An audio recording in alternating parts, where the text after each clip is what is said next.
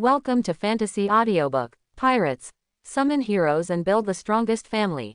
Chapter 76. The Abyss has stopped attacking after continuously firing a large amount of artillery fire, but the castle on Cake Island has become riddled with holes and filled with gunpowder smoke. In the smoke, the extremely sharp trident earth dragon in Katakori's hand had bitten Big Mom's back hard. There was a shallow wound on Big Mom's back. The back was injured, and the pain made Big Mom look back angrily, showing a ferocious expression and a bloody mouth dripping with saliva. Big Mom's eyes were strangely glowing red, and he suddenly swung the Emperor's sword Napoleon in his hand, slashing at Katakori without any hesitation. Katakori frowned and avoided Big Mom's attack in time. Just looking at Big Mom, who was completely crazy, his mood froze and he suddenly sank to the bottom. Mom, what on earth are you doing? Let us go. At this time, Perospero and the others, whose souls were still escaping from their bodies, were pleading to Big Mom in fear. First, the nun's photo was shattered, then her heart was broken, and at the same time, many of Big Mom's souls were annihilated by Gangplank's ghost power. With his mind, body, and soul being hit hard one after another, he was completely crazy at this time. It's useless. She is no longer our mother. Katakori looked at the wailing brothers and sisters, lowered his head slightly, then looked directly into Big Mom's eyes that were emitting a strange red light, and said firmly, "We have to be here, stop her. At all costs." After Katakori finished speaking, he ignored Gangplank, who was not far away, waved the trident in his hand again, and attacked Big Mom hard. Only this time, Katakori no longer just aimed at Big Mom's back, but directly aimed at Big Mom's heart. Big Mom is now the biggest enemy of the Charlotte family. The weaker children of the Charlotte family can no longer hold on for long. If Big Mom is not stopped, the Charlotte family will be completely destroyed under Big Mom's soul spell. Katakori directly attacked Big Mom. Shipping King Umid and Warehouse King Jaibatsun also saw Big Mom going completely crazy. No words, just silently urging Armament Hockey to attack Big Mom with all his strength. The children of the Charlotte family can't hold on for long, and neither can they hold on for long. Big Mom must be defeated as soon as possible. Katakori, Umid and others worked together to attack Big Mom, Perospero and Smoothie. After looking at each other, he gritted his teeth and launched an attack on Big Mom. The trident earth dragon in Katakori's hand kept waving, and the attacks of Shipping King Umid and Warehouse King Kibatsun were even more merciless, attacking Big Mom's vital points again and again. In any case, after they took the initiative to take action against Big Mom, regardless of whether Big Mom could finally regain consciousness, they had already offended Big Mom. For them, finding a way to solve Big Mom directly here is the best choice. For a moment, Katakori and the others were fighting with Big Mom, while Gangplank could watch the battle quietly. But Plank did not choose to sit idly by. Even if Big Mom were allowed to continue, he could directly destroy almost all members of the Charlotte family.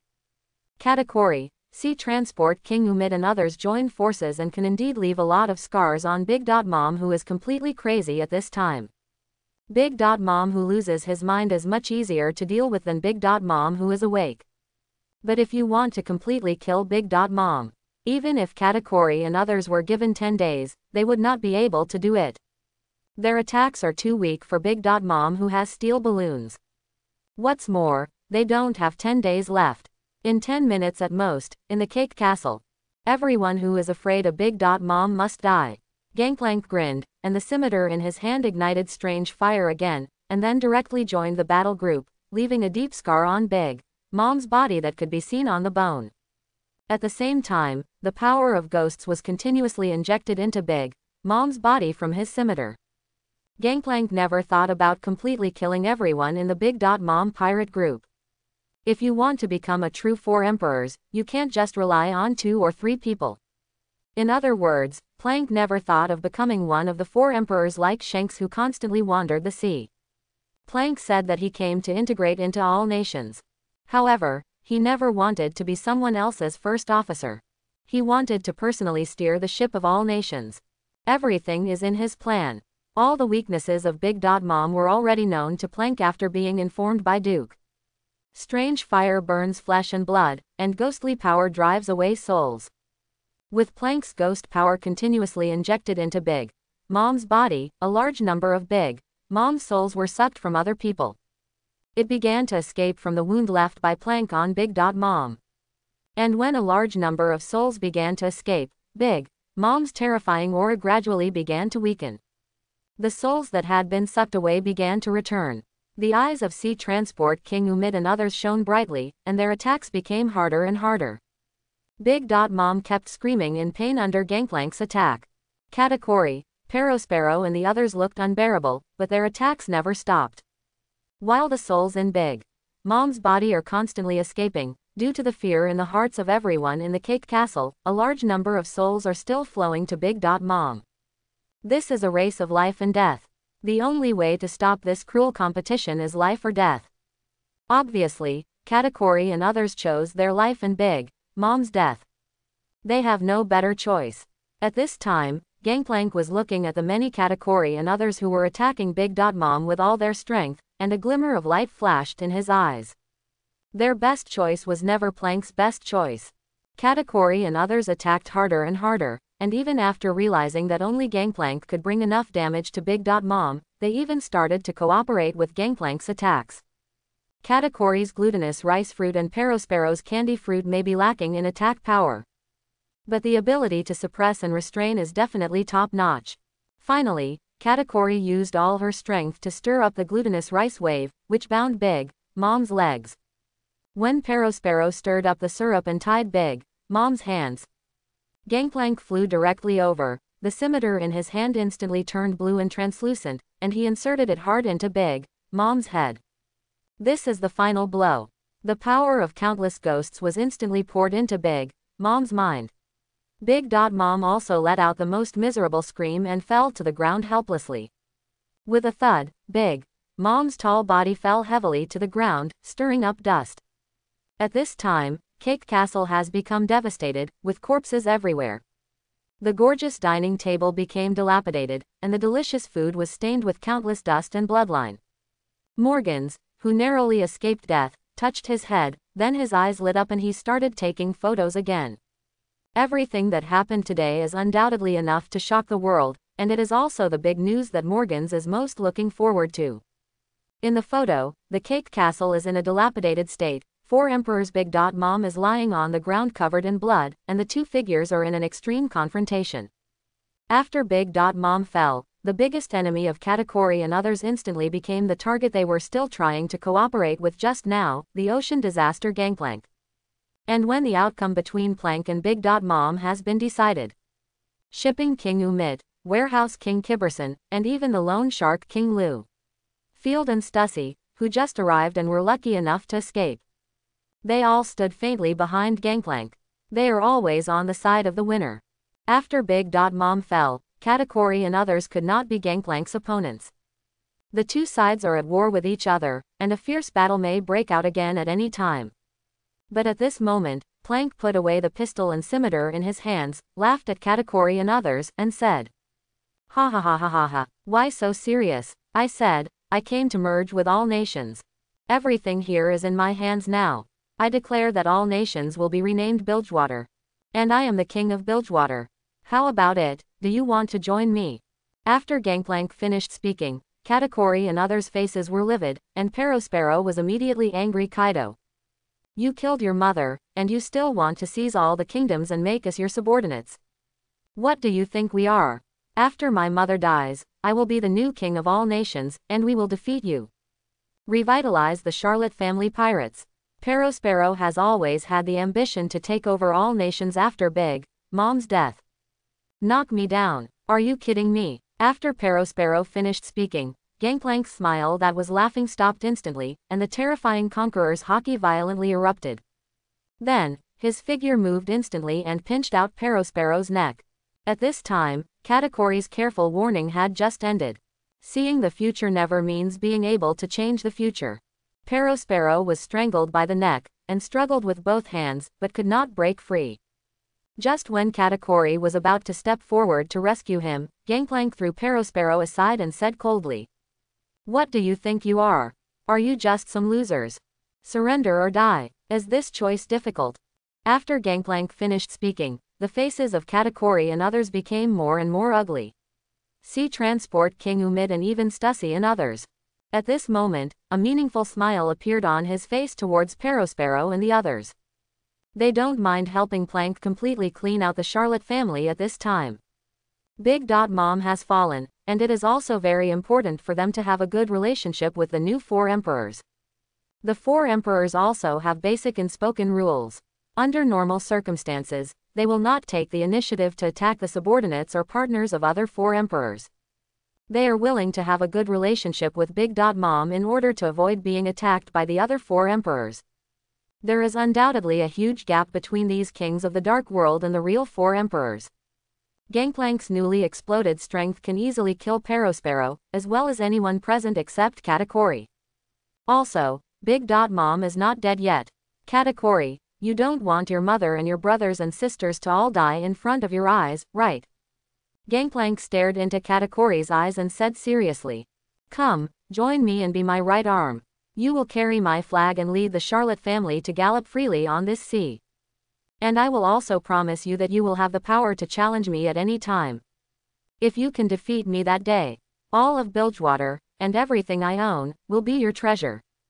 Come, choose, be my right arm. Or die right here, together with everyone in the Charlotte family. Among all the children of the Charlotte family, only Katakuri deserves the most attention. At the same time, once Katakuri is conquered, it means that most of the children of the entire Charlotte family will also surrender to Gangplank. Big Mom needs to be defeated, and Gangplank also wants the power of the Charlotte family.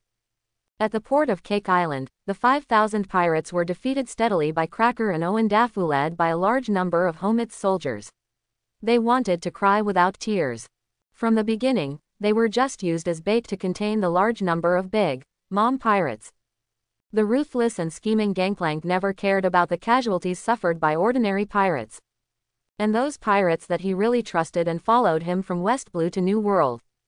He had already quietly arranged behind the large number of pirate minions he recruited from New World. Anyway, until all the pirates recruited from the New World die, those pirates valued by Gangplank will not suffer too many casualties. Of course, Plank never told anyone except Gragas and Pike about Plank's plan to actively attack Big Mom. If any secret is known to more than 2 people, there is a 50% chance of it being leaked. And if all the minions under Gangplank know about it, then there is no doubt that the entire pirate world will know about it. Among the minions under Plank, there must be spies from the big forces hidden. After Gangplank finished speaking, Katakuri looked solemn, while Shipping King Umid and Warehouse King Kibatson had cold eyes. Perospero and the others hurriedly gathered around Big Mom, whose chest was still rising slightly. If Big Mom is not dead yet, there is still hope for the Charlotte family. No matter how cruel Big Mom is, once Big Mom can regain consciousness, then Big Mom can still become the pillar of the Charlotte family. The cruelty of Big Mom is too insignificant compared to the cruelty of the pirate world. Why did you let Mom go? Katakuri looked into Gangplank's eyes and asked in a deep voice. It was puzzling to him that no one would leave himself a powerful enemy. What's more, as long as Big Mom is still alive, it is impossible for all nations and the Charlotte family to truly surrender to Gangplank. Of course it's because I've never looked down on Big Mom. The current Big Mom will never be my opponent. Plank laughed and said, what's more, if I kill Big Mom, will you still be willing to be my right arm? Ha ha ha ha. After Plank finished speaking, Big Mom, whose chest was rising slightly, suddenly opened his eyes. His eyes were full of innocence and confusion. Big Mom is dead, but he is still alive now. Just a child named Charlotte.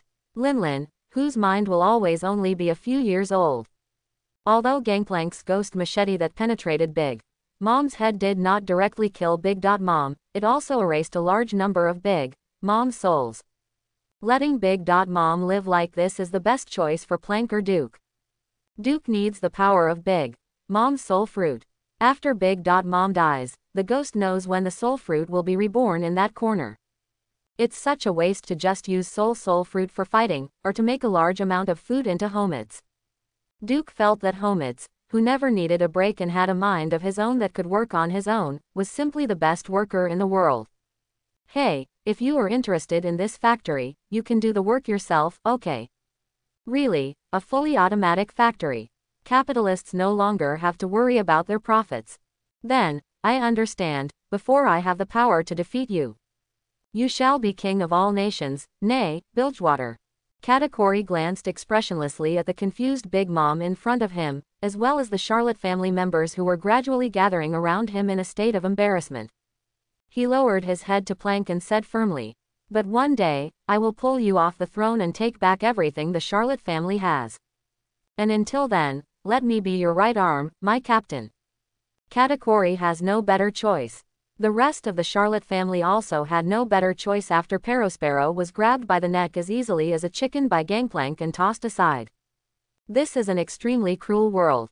Without Big Mom, just the members of the Charlotte family, even if they are lucky enough to escape from Gangplank. It is impossible for them to have enough power to still hold Big Mom's territory at this time. In the New World, there are too many pirates who covet the throne and territory of the four emperors.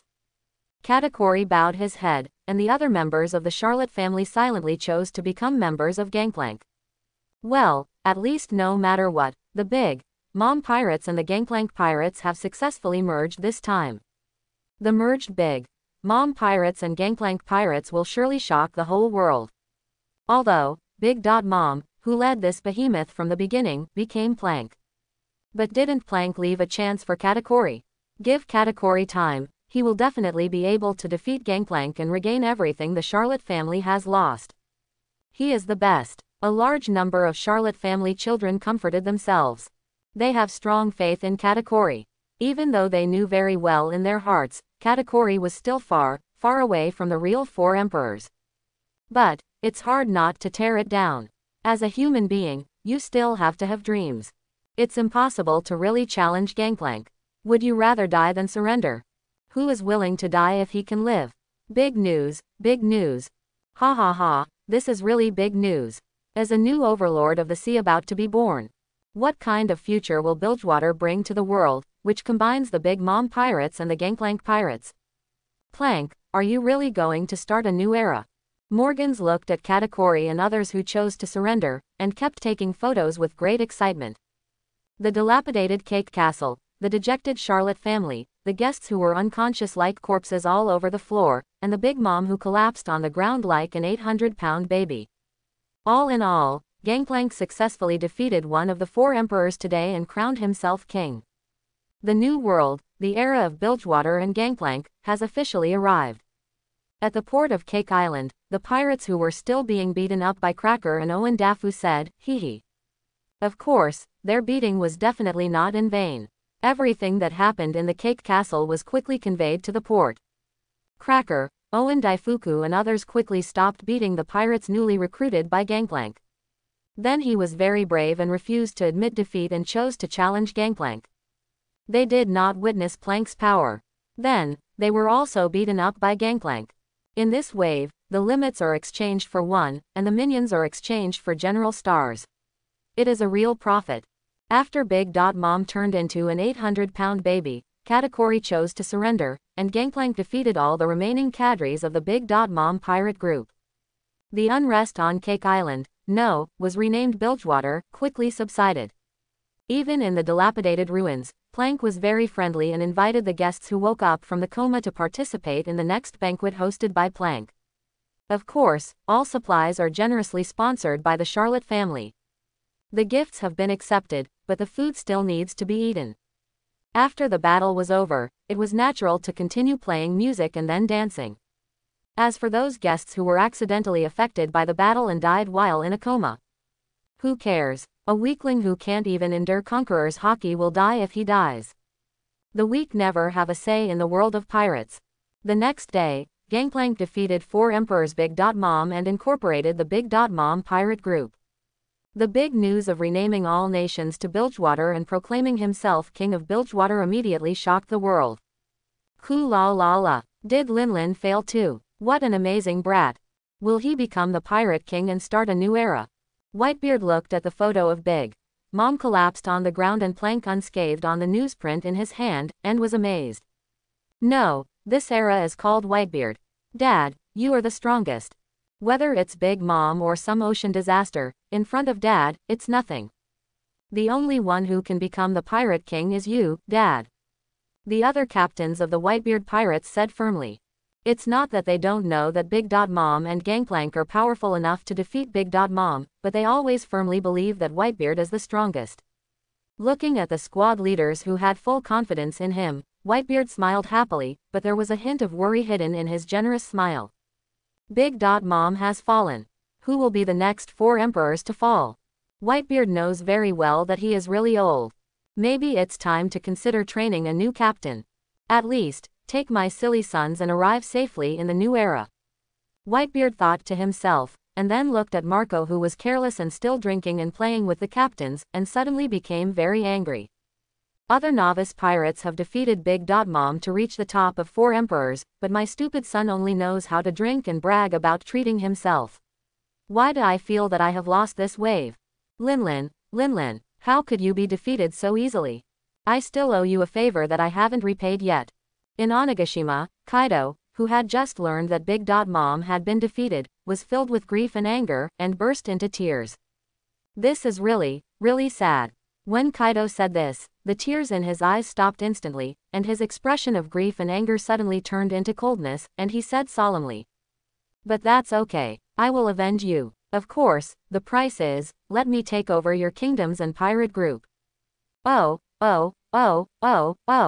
On the Ghost Island, a huge green dragon instantly flew away in the clouds and mist. The Beast's pirates, who have been working hard on Wano Kuni, are the pirate group with the least high-level combat power among all the 4 emperors groups. Except for the 3 big names, Fei Liubao and Junda, who have not yet been assembled, are basically not on the stage. In Wano Kuni, Ashura Doji, Denjiro and other Red Scabbard 9 heroes are still waiting for the so-called 20-year prophecy as they watch the declining Wano Kuni.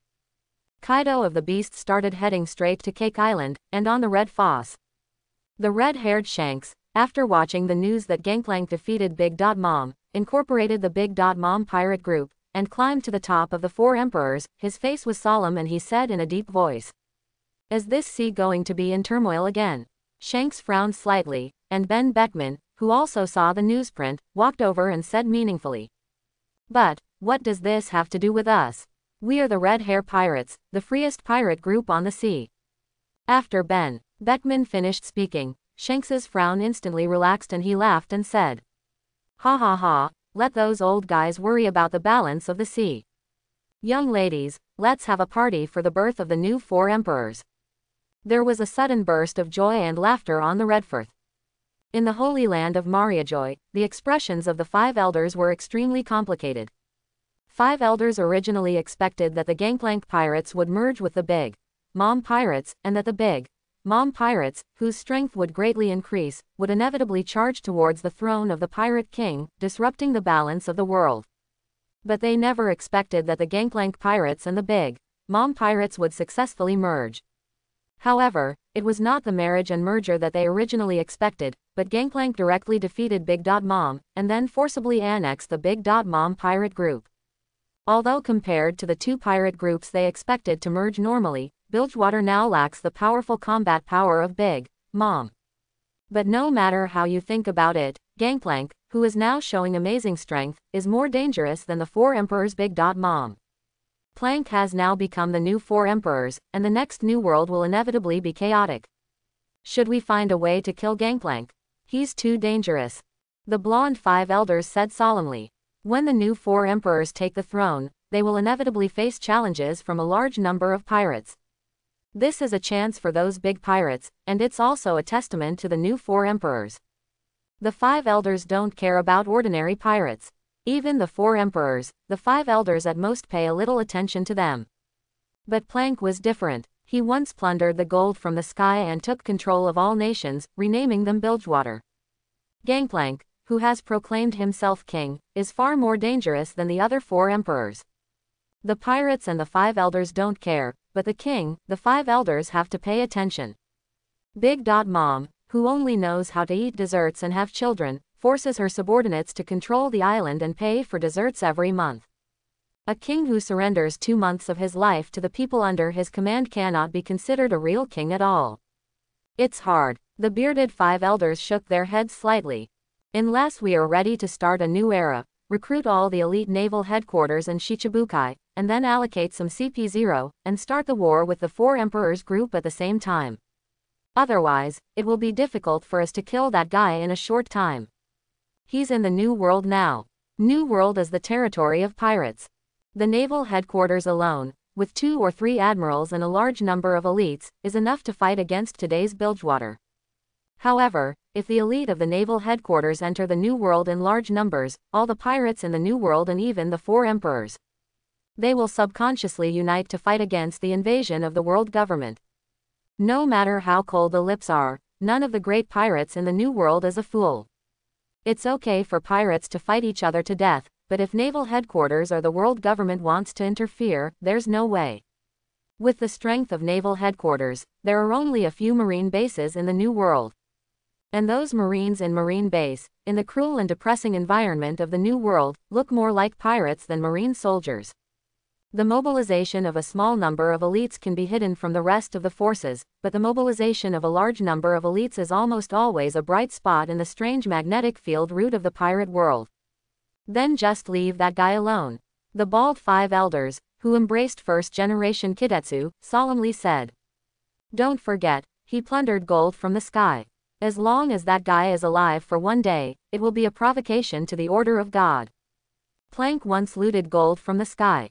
However, after plundering the heavenly gold, he did not receive any punishment, but instead became bigger and stronger. This will undoubtedly arouse countless pirates' desire for gold in the sky. Sky gold is an important means by which the world government can continuously absorb the blood of the pirate world's countries, weaken the national power of the other kingdoms, and then firmly control the pirate world. It must not be shaken or destroyed. It doesn't matter much. Gangplank directly defeated the Big Mom pirates and climbed to the top of the 4 emperors. This may be good news for us. The somewhat bald 5 elders looked complicated and said quietly. At least, this will let those stupid scum in the sea know that not everyone is qualified to win the attention of heavenly gold. If ordinary pirates dare to rob the sky gold, they must be guilty of a heinous crime. Even if Admiral is sent out, he must be severely punished. But what if the 4 emperors plundered the heavenly gold? Oh, 4 emperors grabbed it, so it's okay. The reputation of the 4 emperors is well known even to the pirates in the 4 seas, and they clearly know how powerful they are. Yamato is terrifying. Let's put aside the countermeasures against Plank for now. The latest information, Kaido has rushed to Cake Island. Maybe Kaido can help us solve a big problem without us taking action. The curly-haired 5 elders looked at the stack of information in his hands and said in a deep voice. Compared with the turmoil in New World, maybe we should pay more attention to Shihai and the first half of the Grand Line. These places haven't been very peaceful recently. The breeze blew, and the stack of information in the hands of the curly-haired 5 elders flipped gently.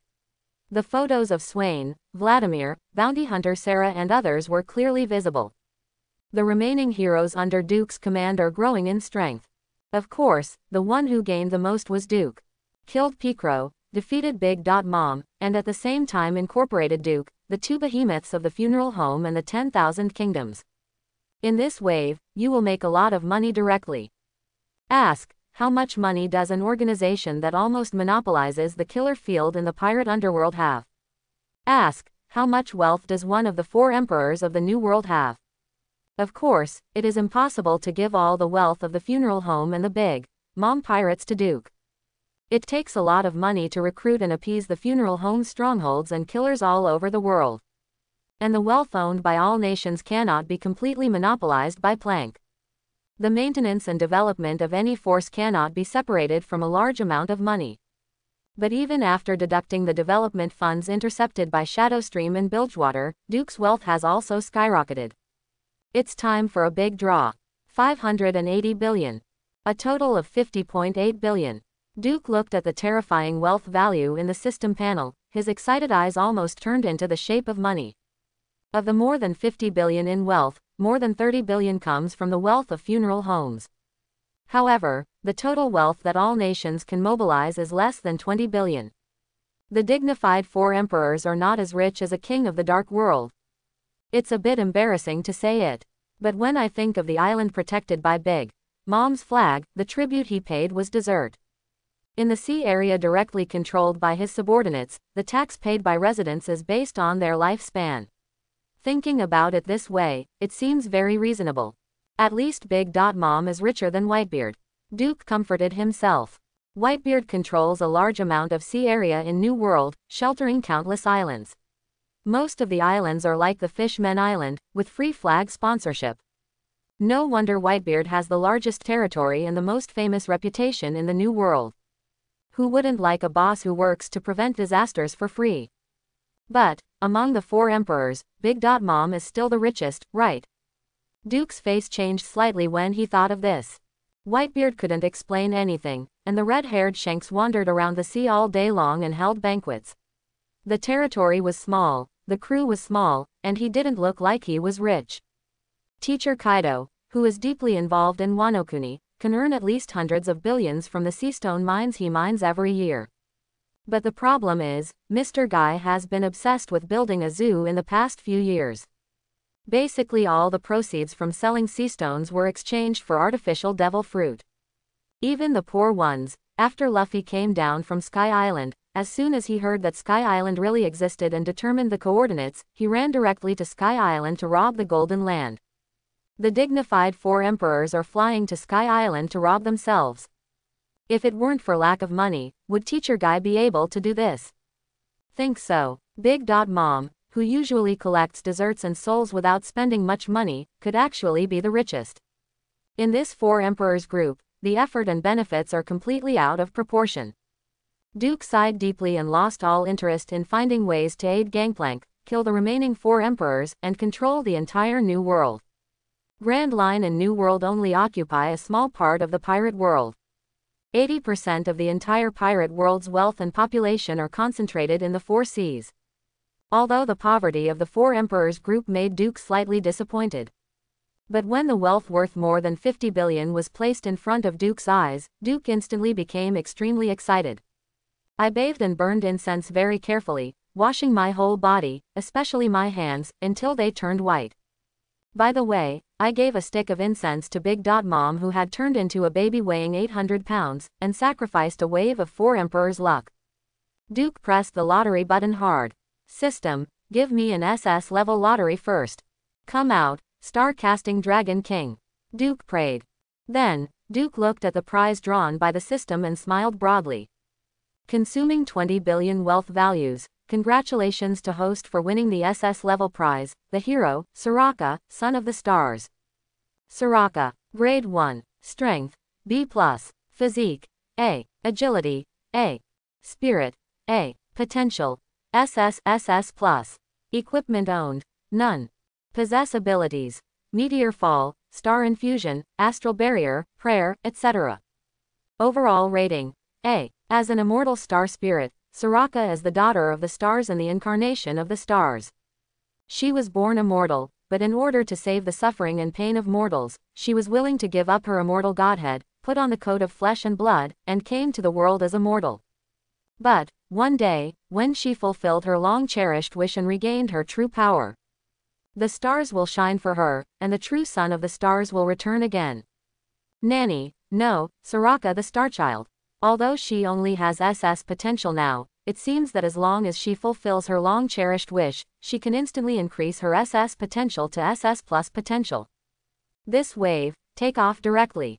Ha ha ha, with 2 SS potential heroes in hand, as long as we pick out 1 SS level potential hero, and wait until they all reach full level, wouldn't it be possible to directly overthrow the world government? System, give me another SS level lottery. No need to come to the Dragon King, just give me another Dark Descendant Ascended Star Spirit and it will be. Duke was extremely excited and pressed the lottery button again. The strongest trump card of the world government is that I am, who has lived for hundreds of years and has obviously surpassed the 4 emperors with SS combat power. And the specific combat power is unknown, but as the strongest ancient weapon, Uranus is likely to have SS level destructive power. In other words, as long as there is 1 SS level, one SS hero, we can at least divide the world equally with the world government. With the combat power of any more SS, it would be enough to surpass the world government, and they could directly surround and kill IM, or contain the power of Uranus, and finally completely control the entire world. The opportunity to control the entire world is just around the corner. Duke's eyes are shining, and even his hands are trembling slightly. Then, Duke looked at the lottery prizes displayed on the system panel, and the light in his eyes instantly dissipated, and his face fell. Consuming 20 billion wealth values, congratulations to host for winning the S-level prize, the heroic German manager. How should I put it? General Manager Deben, who has S-level potential, is not weak among heroes. And now the Valoran Manor really needs a good guard. That guy Capone. Beige can deal with some weak chickens now, but if he really faces some strong enemies, he will only lose his life. Duke was very comfortable using this large self-propelled humanoid locker in prison, but he didn't want him to die inexplicably at someone else's hands that day. But the problem is, I spent 20 billion belly, and you drew me an S-level hero. Duke had a curse word in his mind that he didn't know whether to say or not. Of course, as a good young man, it is impossible to say dirty words. If you say it and the system can't hear it, why bother? So, Duke silently and cordially greeted Big Mom's mother. Everything is the fault of Big Mom, the weakling 4 emperors. Duke came back to his senses, looked at the last 10.8 billion wealth value lying on the system panel, and washed his hands again. After washing his hands until they were white and rosy, he pressed the lottery button again. System, give me 10 S-level draws directly. This time, I'm going to fight 10. One draw might make me look bad, but if I draw 10 times, I can't look bad every time, right? Of course, the main reason why Duke directly came to the S-level lottery 10 times is that, in addition to the SS-level combat power that can truly establish the ultimate hegemony in this world, Duke needs more heroes to make him more money. The world of pirates is so big that just a few heroes can't be busy at all. Consuming 1 billion wealth values, congratulations to the host for winning the S-level prize, the heroic Gale Swordsman. Consuming 1 billion wealth values, congratulations to host for winning the A-level prize and equipping the giant belt. Consumption of 1 billion wealth values, congratulations to the host for winning the S+ prize, the heroic and unparalleled swordswoman. Consuming 1 billion wealth values, congratulations to host for winning the A-level prize and equipping Caulfield's war hammer. Consuming 1 billion wealth values, congratulations to host for winning S-level prizes and ability transfer. Consuming 1 billion wealth values, congratulations to host for getting. A series of system prompts appeared in front of Duke's eyes. 3 heroes, 3 small pieces of equipment, 3 pieces of complete equipment, plus 1 ability. Can teleportation be drawn? Duke's eyes are a little bright, and he can teleport, so it is naturally possible to flash. Is it possible that the summoner's ability before the revision can be reborn? Rebirth as a life. Duke was slightly looking forward to it. Then, the giant's belt was directly combined with Gangplank's Thorn's vest to upgrade it to anti-armor. Then he directly equipped Gangplank with the S-level prize inspiring armor he won. The Madman's anti-armor plus inspiration, plus 2 pieces of armor-piercing armor, Gangplank's attack is simply both meaty and output. Even if his level is not yet 18, Duke no longer has to worry about being defeated by the other 4 emperors.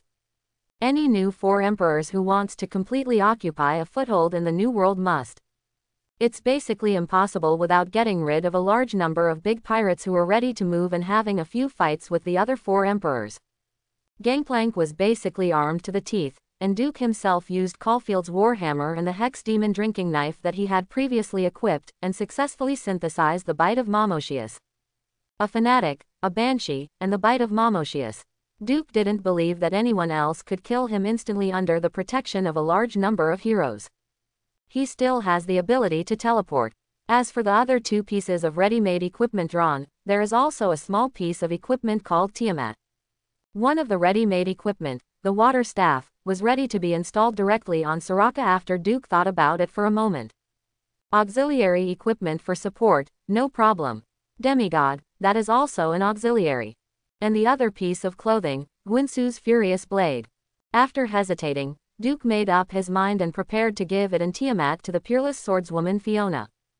Duke originally wanted to equip himself with this powerful piece of equipment. But when I think about it, I don't seem to need to fight at all.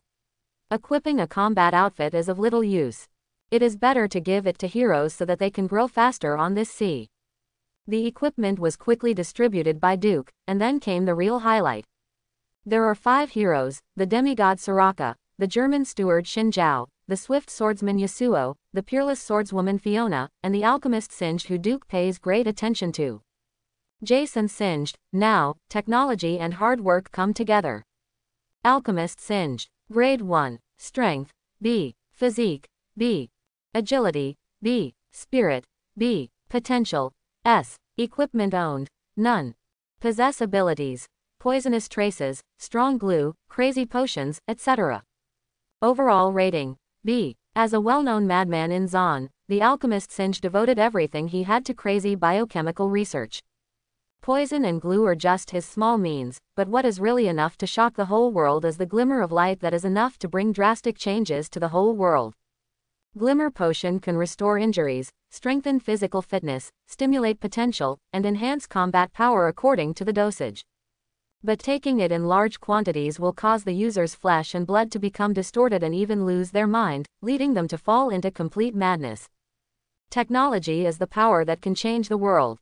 The side effects of incomplete body shimmer may cause flesh and blood distortion, and if the shimmer medicine is thoroughly studied, so is it possible that shimmer will become the perfect human genetic enhancement agent? Duke was thinking about it, and then summoned the 5 heroes one by one. The perfect human genetic enhancement potion is still far away, but in the pirate world, creating another Zon seems to be pretty good. In addition, Duke also wants to know, is Singed shimmering potion alchemy more terrifying, or is Germa 66's blood factor cloning technology more terrifying? North Blue has been quiet for too long, and Duke feels that North Blue needs to inject a new powerful force. Of course, the main reason is that these days, the arms business is also very profitable. The light flickered, and 5 figures slowly emerged in front of Duke. Soraka, who had upright little horns and lilac-colored skin, exuded an inexplicable depth and compassion. Holding the star and moon scepter, she bowed gently to Duke and said softly, "As long as I'm alive, no one will suffer." Soraka came to Earth to save the world from suffering. The pain in this world needs you to save it. Duke nodded seriously to Soraka. Duke had great respect for any devotee of a high faith. Not all gods are willing to give up their immortal godhood and fall into the mortal world to save those fragile and dirty humans in the eyes of the gods. Only the innocent can sleep peacefully. Can I sleep peacefully in this world? The swift swordsman Yasuo bowed his head to Duke, and then leaned against a pillar quietly, his face full of melancholy. Yasuo was already tired of everything he had experienced. In this new world, you will have a completely different life. Want to give it a try? Duke smiled Kaido, although all heroes are engraved with eternal loyalty to Duke when they are summoned. But this does not mean that they do not have their own personalities and hobbies. When they are summoned, they are no longer dull and cold game characters, but flesh and blood, living people. No one can break through my gun range. Xin Zhao, the German general manager, knelt down on one knee and offered his loyalty to Duke. Then, my safety is up to you, Duke said Kaido in a deep voice, and then General Manager Zhao Xin silently stood behind Duke, like a statue, solid and tough. I never back down. Lawrence's name will surely be in my hands and will glorify the world. Fiona, the peerless swordswoman, said proudly, her eyes extremely sharp. Fiona is the best swordsman in the world. No matter what kind of opponent she faces, she would never back down from betting on the honor of the Laurent family, and she would never lose. Of course, I believe that your name, Laurent, will shine brightly in this world. This may not be perfect enough, but it's definitely the best. Singed shook the tube of reagent in his hand at Duke enthusiastically. He was full of hope for his invention. In this world, Hex technology is not the only one who can change the future. His biochemical research can also change everything. Duke strongly agreed with this. Technology is the primary productive force. But before technology can be fully transformed into productivity, Duke discovered that it seems like he has no money again. But fortunately, another huge fortune is just around the corner. In the first half of the Grand Line, Scarlet Baron Vladimir, who has killed many pirates, looted several marine bases, and gained the title of Blood Demon, has begun to land in the thriller bark. In Gecko Moria's hand, there is an armband that points directly to Captain John's treasure. Is it Vladimir, the Blood Demon with a bounty of 110 million? Why would he come to this place? It's useless, it's useless. No one can fight against the terrifying 7 warlords of the sea. He will eventually become a wretch in the darkness just like us. He, it seems we have new companions to join. In the thriller bark, a large number of pirates who had taken away their shadows from Gecko Moria and could only live in darkness from now on looked at Vladimir, who swaggered in from a distance, with strange smiles on their faces and whispers. None of them warned Vladimir to leave as soon as possible. Instead, because of their dark thoughts after their shadows were taken away. Longing for more poor people to have their shadow taken away from them like them. They are all weak. Of course, one can imagine the strength of a person who can be easily reduced by Gecko Moria. Vladimir ignored the whispers of those poor people in the shadows. He came to Thriller Bark for only one purpose. That is, to obtain Captain John's armband and obtain Captain John's treasure for Duke. During this period, anyone who dares to hinder him will die. Vladimir swaggered directly to the castle in the Thriller Bark. Inside the castle was the base camp of Gecko Moria. Before he could reach the castle, a large number of zombies had quietly emerged from every corner, surrounding Vladimir. Vladimir looked at the large number of zombies surrounding him without any nervousness or fear. He just continued to move forward step by step with an expressionless face. A large number of zombies swarmed forward, intending to engulf Vladimir completely, but it was in vain. Like spring water seeping out from the rock wall bit by bit, Vladimir's whole body turned into scarlet blood, and he escaped bit by bit from the wall of corpses composed of countless zombies. Moreover, after Vladimir's blood passed through those zombies, those already decayed zombies all seemed to have been washed away by endless time in an instant.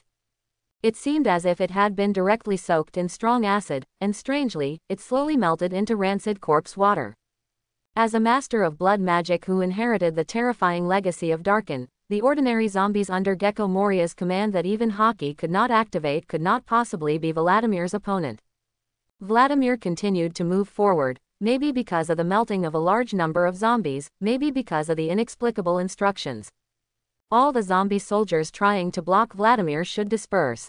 But after the tide of corpses dissipated, what stood in front of Vladimir was the tall figure of Gecko Moria. Hey, are you the big pirate blood demon with a bounty of 110 million? How disgusting, how dare you destroy so many of my zombie soldiers? Gecko Moria had a big belly, looked coldly at Vladimir in front of him, and said with an evil smile. But it doesn't matter, just use your shadow to repay my zombie soldiers. Shadow box. As soon as Gecko Moria finished speaking, countless shadows flew out of Gecko Moria's body and instantly turned into a huge black box, trapping Vladimir. In order to capture the shadow, Gecko Moria usually does not kill the enemies in the Thriller Bark. But the next second, the extremely hard black box trembled crazily, and a large amount of blood began to saturate Gecko Moria's shadow box. Then, with a bang, Gecko Moria's shadow box, which used to be invincible against those little pirates, instantly exploded into countless pieces. Hey, the shadow box can't trap you. He is indeed a supernova who has made a name for himself in the first half of the Grand Line. I like it, but your journey ends here. Shadow Revolution. Gecko Moria looked at Vladimir, who was easily out of trouble. There was no trace of worry on his face, but he became more and more excited. The stronger the master is, the stronger the zombies can be. Gecko Moria has a large number of top-level zombies in his hands, but he lacks some powerful shadows. After Gecko Moria finished speaking excitedly, the shadow under Vladimir's feet opened his mouth in a weird moment, and then suddenly reached out and grabbed his neck, twisting it hard. Vladimir's shadow's head was instantly turned more than 90 degrees, Vladimir's body. In an instant, it was like a shadow controlled by Gecko Moria, with his head deflected to a strange angle. Even if the average person in the pirate world is extremely strong, such an injury is enough to make most people in the pirate world fall into coma in an instant. Hey, your shadow is mine. Gecko Moria looked at Vladimir, whose head was tilted strangely to one side and seemed to have fallen into a coma. He just wanted to wave the scissors in his hand and cut off Vladimir's shadow. But at this moment, Vladimir's head, which was originally lowered on one side, slowly lifted up. Then, Vladimir stretched out his hands, held his head, and turned it back for nearly 3 seconds bit by bit. Baidu. He made a circle and straightened his head. Nice shadow magic. But, your strength is really too weak. Shadow Revolution can control other people's shadows and then directly change other people's bodies. There is no doubt that this ability is extremely powerful. But unfortunately, Gecko Moria, who pinned all his hopes on zombies, did not use the power of the shadow fruit to the ultimate. If used properly, this will be a powerful devil fruit that is not weaker than Kaido's blue dragon fruit. Vladimir frowned and glanced contemptuously at Gecko Moria in front of him. His words were extremely cold. Really, if I had known you were so weak, I shouldn't have wasted so much time. It is uncertain whether Gecko Moria at this time will be reduced to a dead fat otaku and its strength will be extremely weak as it was 3 years later. For the sake of safety, Vladimir deliberately upgraded to level 9 in the first half of the Grand Line.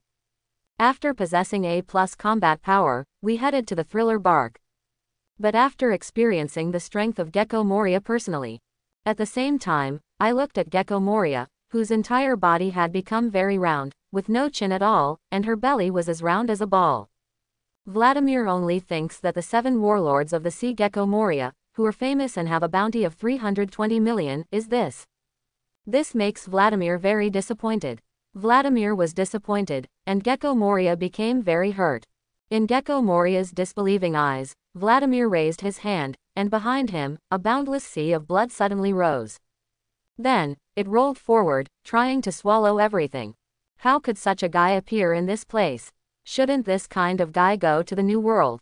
Gecko Moria's eyes widened when he saw the sticky sea of blood that was pouring in and everything was decaying. But then, he shouted angrily.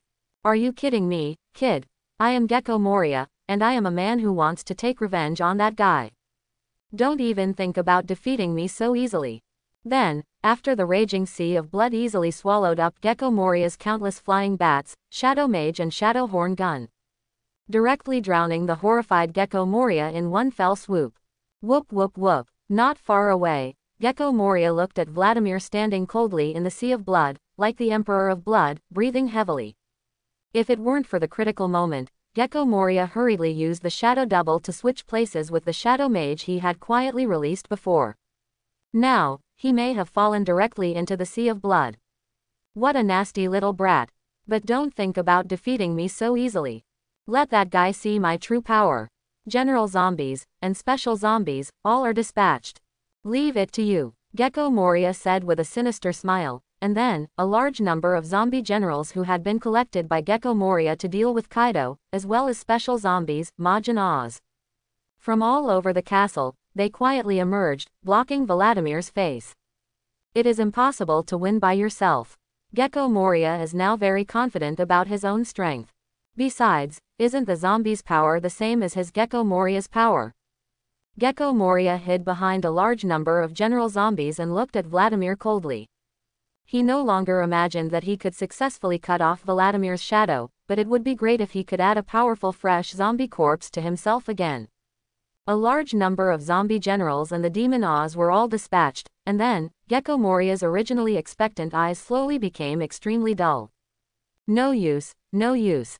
Even though those zombie generals were all world-famous legendary figures during their lifetimes, they were limited by the decay of their bodies and the weakness of the shadows stuffed into the zombies. Most of the zombie generals were so powerful in life that even Haki couldn't activate them. And being unable to activate Haki's attack is completely meaningless to Vladimir, the master of blood magic. Vladimir's body, like Logia, can perform special blood transformation at any time, ignoring ordinary attacks. Poor flesh manipulation skills. These powerful materials have become what they are today. What a waste, Vladimir said coldly, letting the attacks of countless zombie generals penetrate his body, and then waved his hand gently. Countless tentacles suddenly stretched out from the sea of blood, binding the bodies of zombie generals to death. These precious materials will usher in a new life in Vladimir's hands. Vladimir once used forbidden witchcraft to transform and resurrect the undead god of war, Thane. For Vladimir, Playing with flesh and life is his specialty. A large number of general zombies are firmly bound by Vladimir. Even the demon Oz, who Gecko Moria has high hopes for. Also involved in the climb of countless sticky blood, after roaring several times, he was helplessly submerged in the sea of blood. The zombie army that Gecko Moria had high hopes for, now in addition to Ryoma who has Brooke's shadow. Still struggling in front of Vladimir's sea of blood, struggling to cut off one blood tentacle after another trying to control him, the zombie army was wiped out in an instant. A mighty warrior. It's a pity that the long years have completely decomposed his body. Vladimir looked at the zombie dragon and horse struggling in front of countless blood tentacles and sighed regretfully. Then, the sea of blood surged again. In the zombie Ryoma's dull eyes, a tsunami-like wave of blood immediately covered the faint light in the sky, completely engulfing Ryoma. To deal with the weak zombie army under Gecko Moria, Vladimir said, "Don't take it easy at all." Gecko Moria watched helplessly as the zombie army he had placed high hopes on was quickly destroyed. His eyes gradually became dim as the zombie army was destroyed. After being defeated miserably by Kaido and losing all his companions, he pinned all his hopes for revenge on the zombie army. But now, just a supernova who has just debuted has easily destroyed his own zombie army. So, how could these zombie legions be able to fight against the terrifying four emperors Kaido? Gecko Moria felt desperate, and his soul seemed to have sunk into the endless deep sea, being squeezed and eroded by the cold sea water. The whole body even began to tremble slightly, and even Vladimir, who was already close in front of him, didn't care. Gecko Moria's eyes are now filled with darkness. The remaining will seem to collapse instantly due to the easy destruction of the zombie army. But just as Vladimir slowly approached Gecko Moria, Vladimir's body was cut in half by an inexplicable force. At the same time, several negative ghosts suddenly penetrated Vladimir's body. Success. As long as we are here, don't even think about harming Lord Moria. Under Gecko Moria's command, among the three monsters, Absalom, the transparent fruit user, and Perona, the ghost princess, directly stood in front of Gecko Moria. Even Dr. Hogback, who loves money more than life and is extremely weak, has no idea how to run away with the treasure at this moment. Instead, he hurriedly shook the absent-minded Gecko Moria, intending to cheer up Gecko Moria. Today's Gecko Moria may indeed be a dead fat nerd, and firmly believes in the concept that because you are alive, you will lose, but a dead zombie will never be lost. But after putting aside the zombie army under Gecko Moria attaches great importance to each of his only three cadres. Perosrona is like Gecko Moria's daughter, raised by him since childhood. Gecko Moria was once a hero of West Blue, or he has always been a good captain who valued his partners extremely. The reason why he became a fat otaku and what he is now is all because Kaido took away all his former friends. Absalom and Perona were still chuckling over the success of their sneak attack, but the next moment, Vladimir, whose body was cut in half, quickly recovered. And the negative ghost that was supposed to be invincible did not have the slightest effect after penetrating Vladimir's body. Recovered. Then I'll kill you again. Absalom opened his eyes wide, activated the ability of the transparent fruit, and his figure disappeared instantly. The next second, as Vladimir suddenly stretched out his hand towards an open space, his neck was already strangled by Vladimir. In addition to seeing things with your eyes, you can also use your heart, Vladimir said coldly, and then ignored several negative ghosts that penetrated him again. Yu looked at Perona, who was trembling all over, with tears in her eyes, suppressing fear.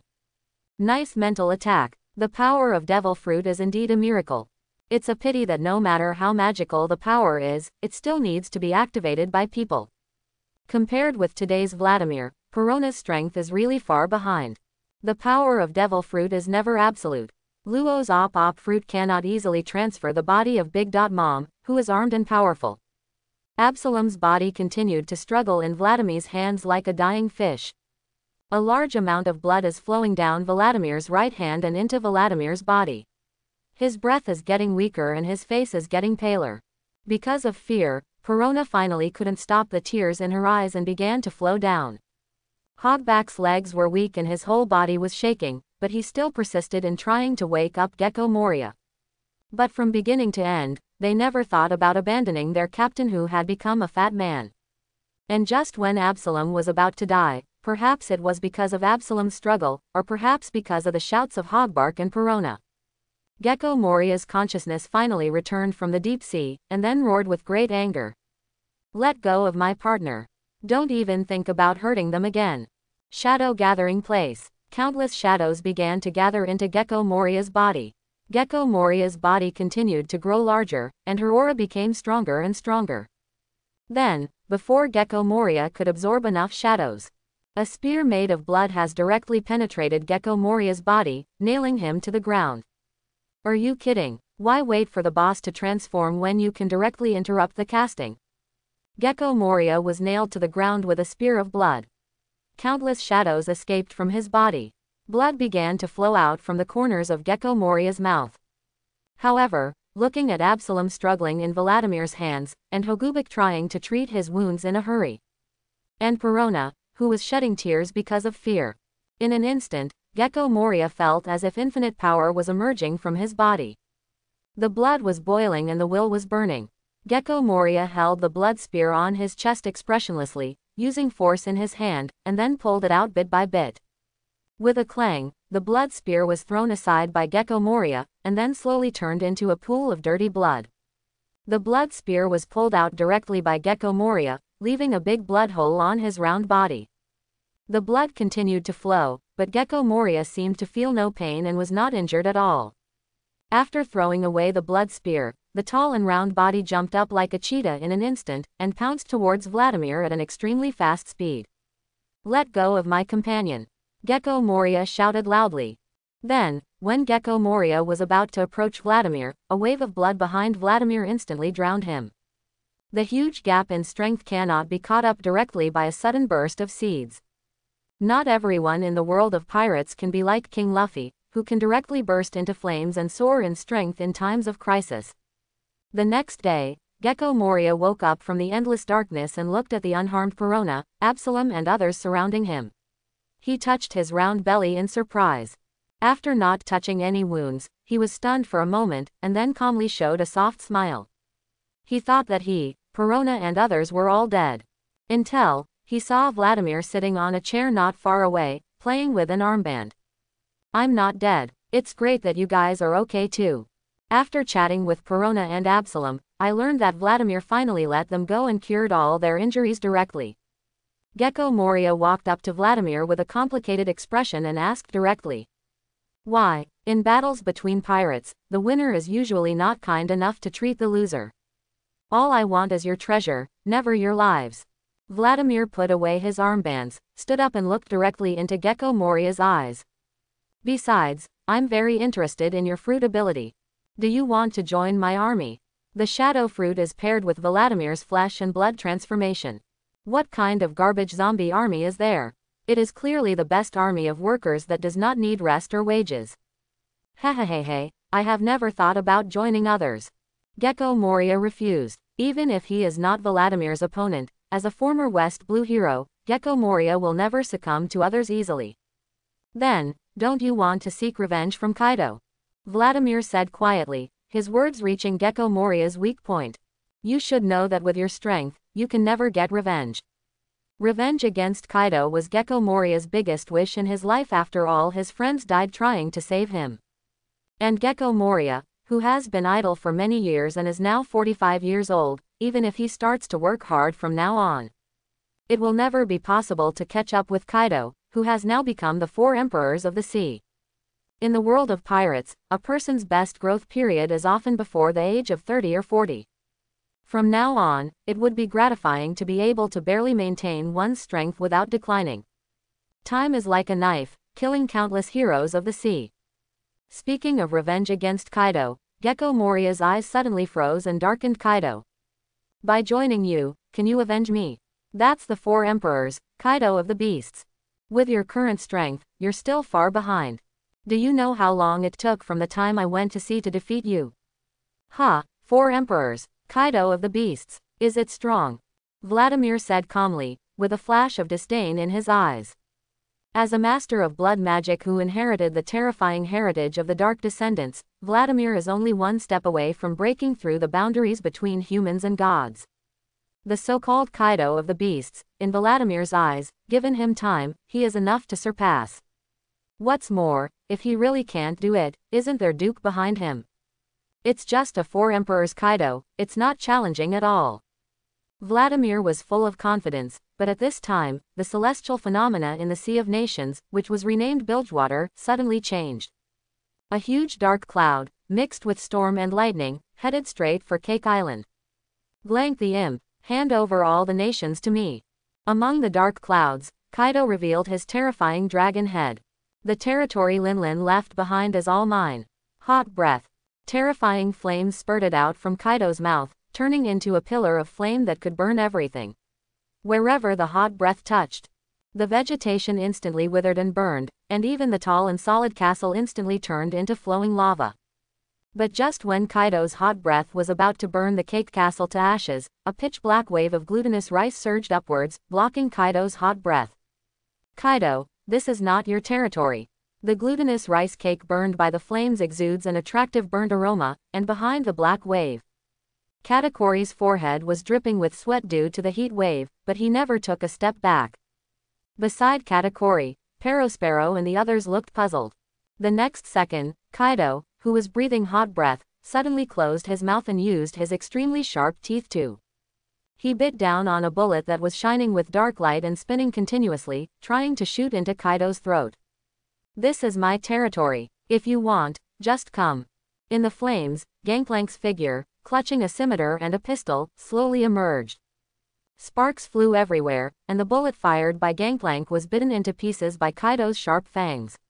Then the dark clouds that obscured the entire Cake Island and the giant dragon hovering in the sky disappeared in an instant. The next second, Kaido had transformed into a human form, descended from the sky, picked up the mace wrapped around Conqueror's Haki, and hit Gangplank hard. Thunder 8 trigrams. With a stabbing sound, the mace wrapped around Conqueror's Haki collided fiercely with the scimitar burning with strange fire in Gangplank's hand. At the moment when the scimitar and the mace collided violently, two extremely terrifying Conqueror's Haki were released in all directions at the same time.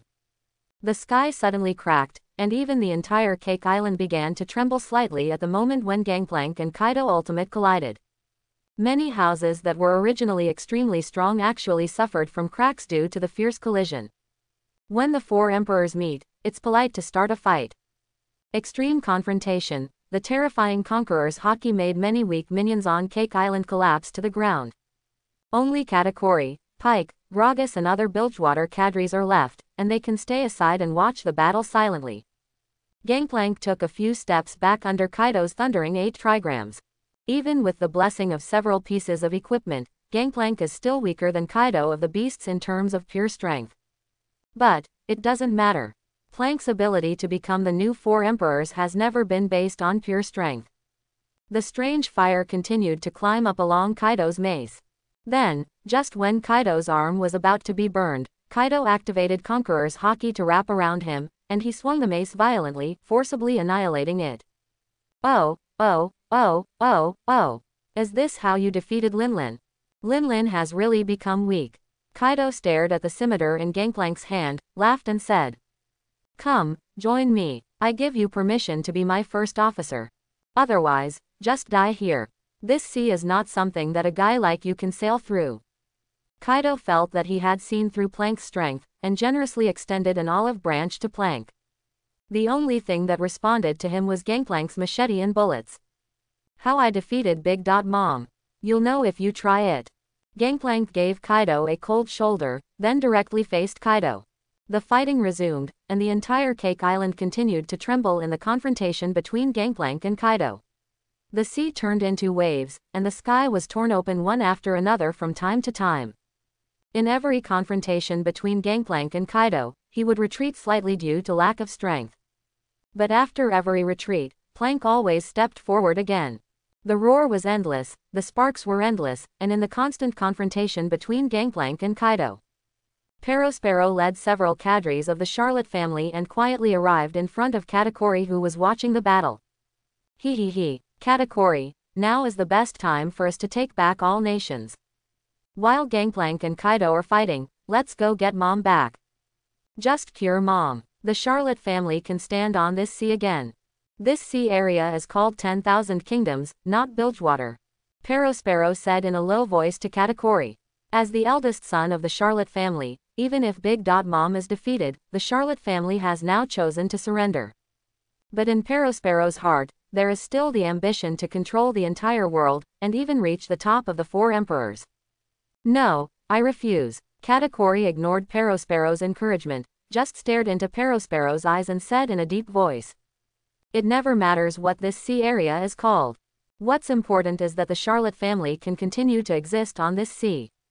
Don't you understand yet? Mom has failed. Even if she is cured, she will still be a failure. And a loser cannot protect the Charlotte family. After Katakuri said this, he was silent for a moment, then looked at the disapproving expressions of Perospero and others, and then said, maybe, just letting Mom be like this forever is not necessarily a good choice. The time for mothers has passed. Compared to the cruel, violent and moody mother she once had, Katakuri likes her current mother on Cake Island more like a little girl who thinks about eating and playing all day long. At least Katakuri no longer has to worry about his brothers and sisters, for some inexplicable reason. Or maybe it was just that my mother had a seizure and lost her life. Katakuri, do you want to betray mother? Betrayal of the entire Charlotte family. Perospero looked at Katakuri, who refused sternly. His face instantly turned livid, and he said angrily. Betray, I said, mother's time has passed. Also, Perospero, you don't represent the entire Charlotte family at all. Katakuri took a step forward and looked directly at Perospero. His whole body began to exude a terrifying aura. Stop talking, I won't let you take Mom away. And remember, I am now a member of Bilgewater and Captain Plank's right arm. Before I defeat him, I will not allow anyone to destroy the entire Bilgewater. Do you understand? Perospero looked at Katakuri, who exuded a terrifying aura, and couldn't help but take a half step back, and then, without saying a word, he just silently looked at Gangplank, who was fighting Kaido not far away, with a glint in his eyes. In the Cake Island castle, Big Mom, who was eating and drinking with Barrel Gragas, listened to the loud noises coming from outside the Cake Island castle and didn't take it seriously at all.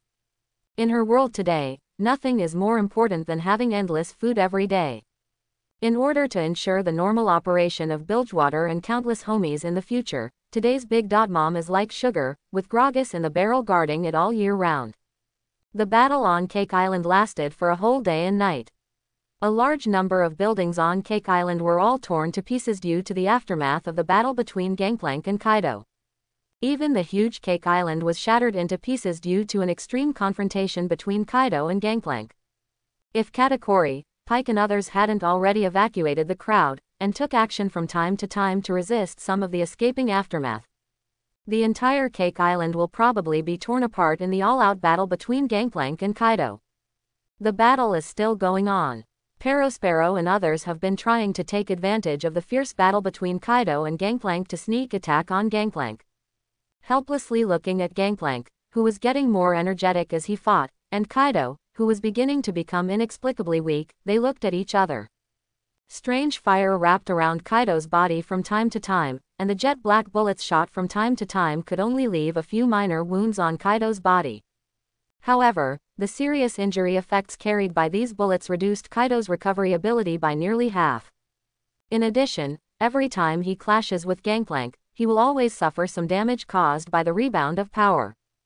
The injuries continued to accumulate, and then, in another confrontation with Gangplank, Kaido was actually forced back a few steps by Gangplank and spit out a mouthful of blood. Oh, hey, such a weird power. Is this how you defeated Linlin? Kaido wiped away the blood that spilled from the corner of his mouth, stared solemnly at Gangplank, who peeled an orange and ate it in front of him, and said sternly, "But don't think about defeating me so easily. I am Kaido of the Beasts. Great Weed Thunder 8 trigrams." Kaido instantly transformed into his strongest half-dragon form, held the mace in both hands, wrapped all of his conqueror's haki around it, and then rushed towards Gangplank again. Kaido started to get serious. Then, after another day and night, Kaido had several scars on his chest. He squealed and turned into a giant dragon, forced himself away from Pike's bone-piercing spikes, and left Cake Island in a state of embarrassment. If it weren't for Kaido's ability to fly, Pike's current strength would still be somewhat lacking.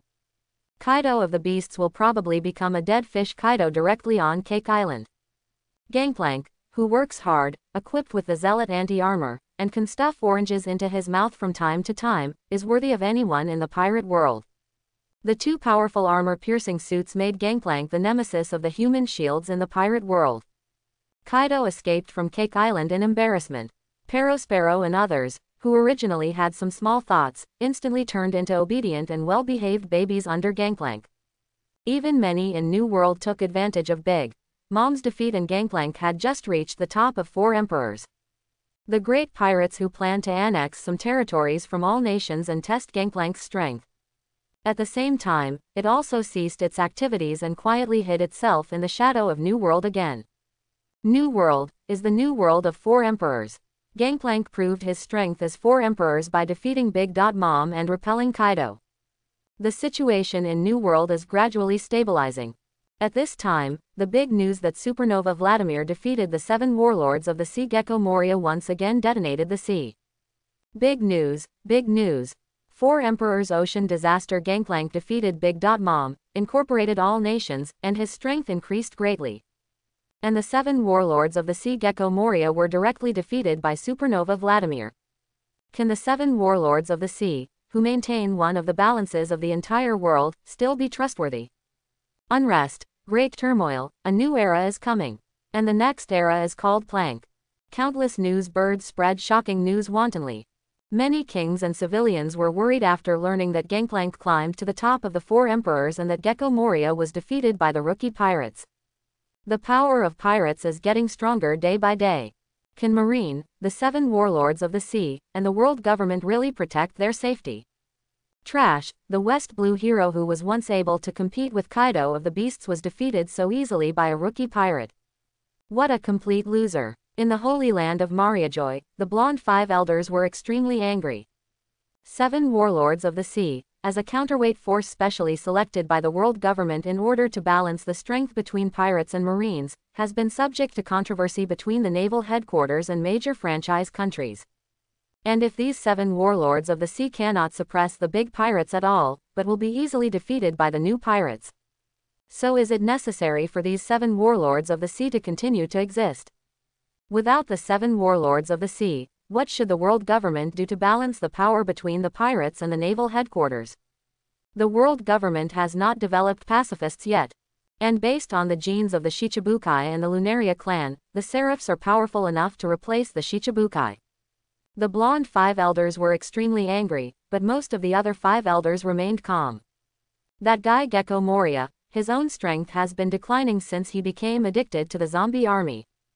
Being defeated was something that was already expected. The bearded 5 elders said quietly, "Recruit the pirate who defeated Gecko Moria to become the 7 warlords of the sea." With his joining, at least the sea, which is getting crazy at this time, can temporarily restore calm. There has been too much turmoil in the world recently.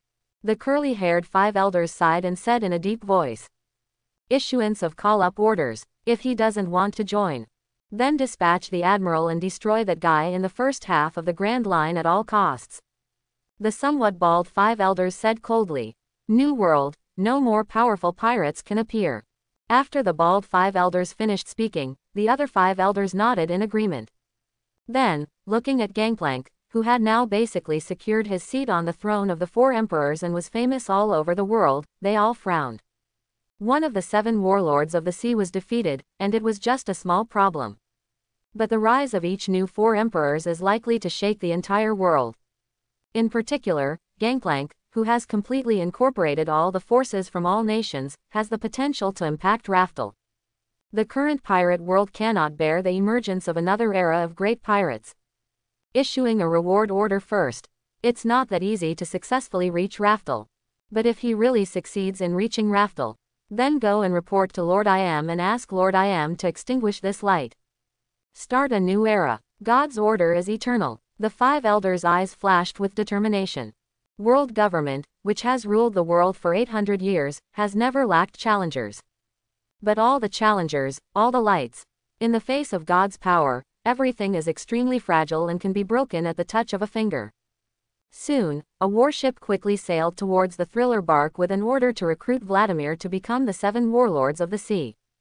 And before that warship arrived at thriller bark, Gangplank and others, as well as Vladimir's latest bounty, have spread throughout the world. Ocean Disaster Gangplank, bounty of 3 billion Baileys, life or death. Ghost Pike, bounty of 800 million Baileys, life or death.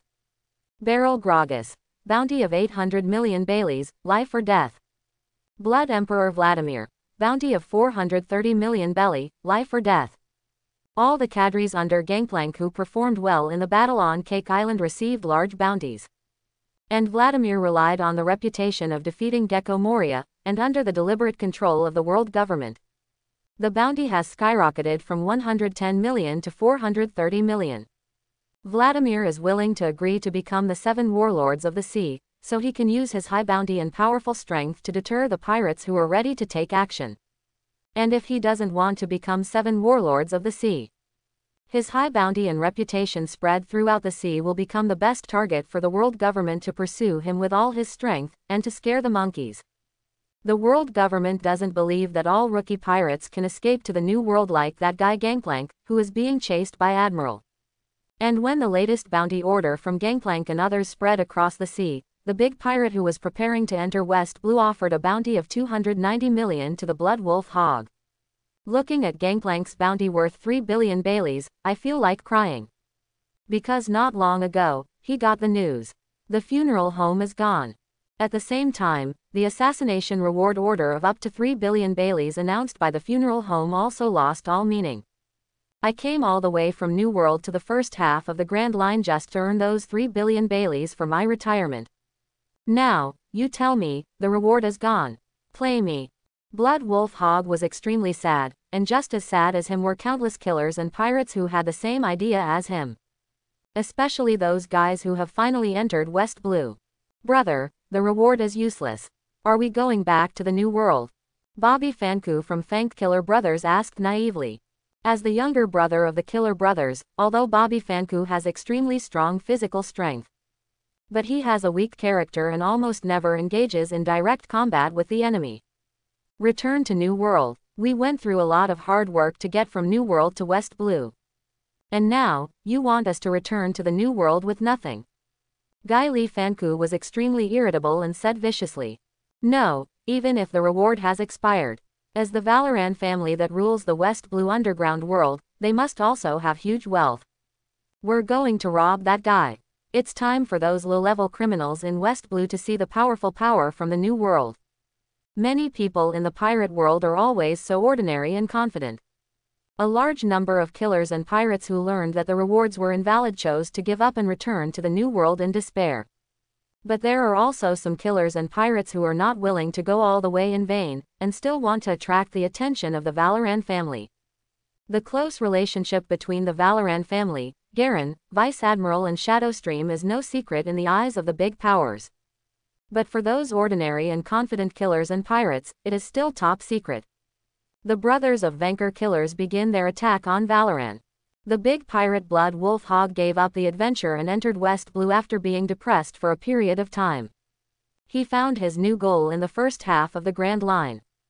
An envoy from the king of a non-world government member country in the first half of the Grand Line found him. So, as long as I can defeat that Noxian Empire army that is trying to annex you, are you willing to give me treasure worth more than 2 billion belly? On board the Blood Wolf, Hog looked coldly at the envoy from the Kingdom of the Four Seasons Alliance who was trembling in front of him, with cold sweat on his forehead, and asked in a deep voice. The great pirate with a bounty of 290 million may be far from the top in the New World. But looking at the first half of the Grand Line, pirates with such bounty and strength, it is absolutely rare, enough to make countless people fear it. Of course, this treasure will be paid for by the kings of the Four Seasons Alliance Kingdom of Spring Uranus Kingdom, Summer Uranus Kingdom, and Winter Uranus Kingdom. There will never be a penny less. The envoy from the United Kingdom of Three Seasons said tremblingly. If there was really no way to deal with the extremely ferocious Noxian Empire's army, the kings of the United Kingdom of Four Seasons would never think of hiring pirates to participate in the battle. The Blood Wolf pirates are not the first pirate group they have found. Four Seasons Alliance Kingdom. What about Autumn? Blood Wolf Hog asked in confusion. The Autumn Kingdom has been captured by the Noxus Empire. The envoy from the Alliance Kingdom said bitterly with a sad face. As a non-world government member country, the Kingdom of the Four Seasons Alliance, which is also close to the Calm Belt, relies on mutual marriage and mutual assistance. In the first half of the Grand Line, it has considerable strength, even without joining world government and without the assistance of naval headquarters. The army of the Kingdom of Four Seasons alone is enough to resist the attacks and plunders of outside pirates. Until the Noxus Empire was born. Stimulated by military merit and led by Swain, Darius and others, the Noxus Empire began to expand crazily. All non-world government countries that are close to the Noxus Empire have become the targets of the Noxus Empire's attack. The Autumn Kingdom, which is closest to the Noxus Empire, became the first target of the Noxus Empire's attack. In 3 days, the Noxus Empire's army directly wiped out all the soldiers of the Autumn Uranus Kingdom. Before the other alliance kingdoms came to rescue, they directly annexed the Autumn Uranus Kingdom, and then, in another battle, directly destroyed the joint reinforcements sent by the Three Seasons Kingdom. The military strength of the Noxus Empire is unmatched. This frightened the kings of the Three Seasons Kingdom, who hurriedly expanded their armies to prepare for war and sought foreign aid. Recruiting pirates and bounty hunters to fight is one of the last resorts of the Three Seasons Kingdom. Can easily destroy a kingdom. This Noxus Empire is not that easy to deal with. Blood Wolf Hog was silent for a moment and said in a concentrated voice. This job is difficult. The messenger looked desperate. No, you have to pay more. Blood Wolf Hog said decisively and bloodthirstily. Treasure worth 3 billion belly and noble status. Leave that army of the Noxus Empire to me. I will tear them all to pieces with my own hands. In the New World, I witnessed the confrontation between Kaido and Shanks, and found out that he was actually a weak Blood Wolf Hog, after easily killing many pirates in the first half of the Grand Line. I was surprised to find out that it wasn't me who was weak, but those guys from Kaido Shanks, they were all monsters. At least in the first half of Grand Line, he, Blood Wolf Hog, was still very strong. Blood Wolf Hog's confidence was restored again after defeating a large number of weak pirates. To put it simply, he started to drift a little. Although, this did not stop his plan to retire. Does 3 billion still qualify as a noble? After hesitating for a moment, the envoy from the Four Seasons Alliance Kingdom gritted his teeth and agreed. If you can't defeat the Noxus Empire and the Alliance Kingdom is gone, what's the point of having treasure and nobility? The kings of the Alliance Kingdom are by no means idiots. Besides, no matter how much the bounty is, it will only be useful if they can survive in the end and get it successfully. Recruiting pirates and bounty hunters to resist the Noxus Empire is just the first step in the plan of the kings of these Alliance Kingdoms. Request to join world government, request to become a member of world government, and obtain the protection of naval headquarters and world government. It is the remaining 3 kings who are the core of the real ongoing plan. They never had true trust in pirates and bounty hunters. A large number of pirates and bounty hunters, recruited by the envoys of the kings of the Three Seasons at any cost, went to the Noxus Empire one after another. Soon, a huge fleet composed of countless pirate groups and bounty hunters, as well as all the remaining elite soldiers of the Three Seasons Kingdom, wanted to destroy Noxus in one fell swoop. In this huge fleet, there are 3 pirates with a bounty of over 100 million. There are even 18 pirates with a bounty of more than 50 million. Plus a large number of well-known bounty hunters, as well as the great pirate Blood Wolf Hog with a bounty of 290 million. This powerful fleet is enough to easily destroy most of the kingdoms in the first half of the Grand Line. Then, under the attack of the Noxian fleet led by Swain, Darius Draven and others. In one day, the entire army was wiped out. All the countries in the first half of the Grand Line were immediately alarmed. For the first time, the Noxus Empire officially revealed its extremely sharp fangs in the world of pirates. Noxus, unrivaled. The Blood Wolf Hog, who had a reward of 290 million and planned to retire after earning this money, was split in half by Darius with an axe. 2 pirates with bounties worth hundreds of millions were easily beheaded by Draven's flying axe. Swain's corrosive crows cover the entire sky. Every time they swoop down to hunt, they can easily peck open the skulls of the pirates, or directly take away their eyeballs. Those pirates who might be pretty good in the first half of the Grand Line are completely meaningless in front of Swain and others. The top powerhouses in the pirate world cannot be defeated simply by their numbers. What's more, those who truly feel equality and tolerance in the Naxos Empire. The soldiers of the Naxos Empire, who were stimulated by the military meritorious deeds, became as bloody as chickens and fought extremely bravely. It is much stronger than the pirates and bounty hunters who fight for wealth. A truly powerful army must have its own beliefs. Blood dyed the entire sea red, the broken decks, pale floating corpses, and with the wind and waves. Spread this war to every country in the first half of the Grand Line. When did such a powerful country appear in the first half of the Grand Line? There has been enough chaos in this sea for a while. The blonde five elders frowned. Since the emergence of the Valoran family, there has been more turmoil in the entire sea than in all the turmoil in the past few years. This made the five elders also feel the pressure. It's just a small country that just popped up. Aren't there many countries in this sea that suddenly rise and suddenly fall? Don't take it too seriously. The curly-haired five elders said calmly.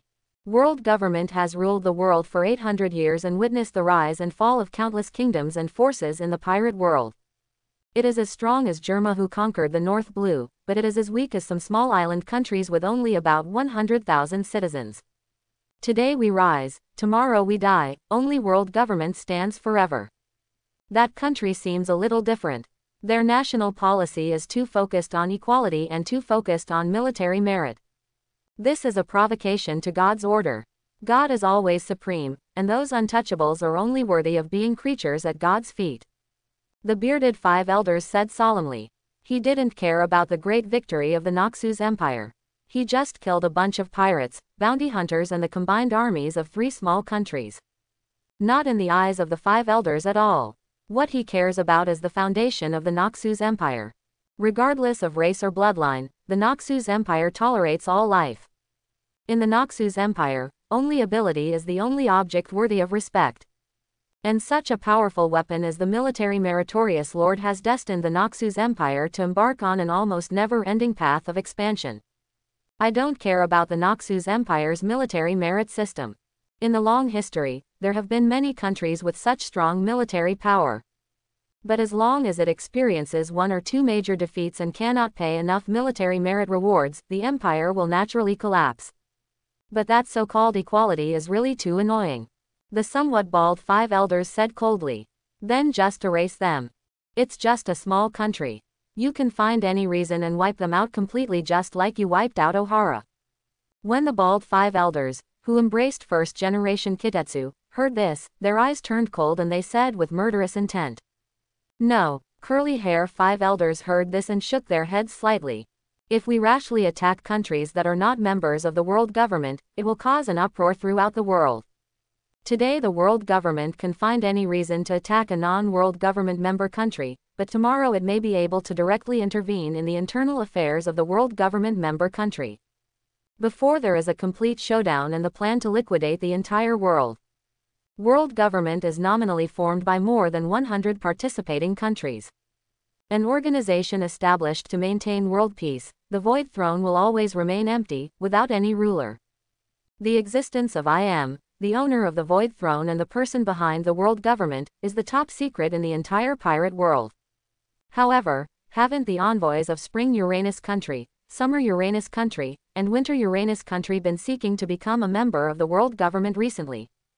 It doesn't matter if the gold in the sky is not enough for the time being, just promise them.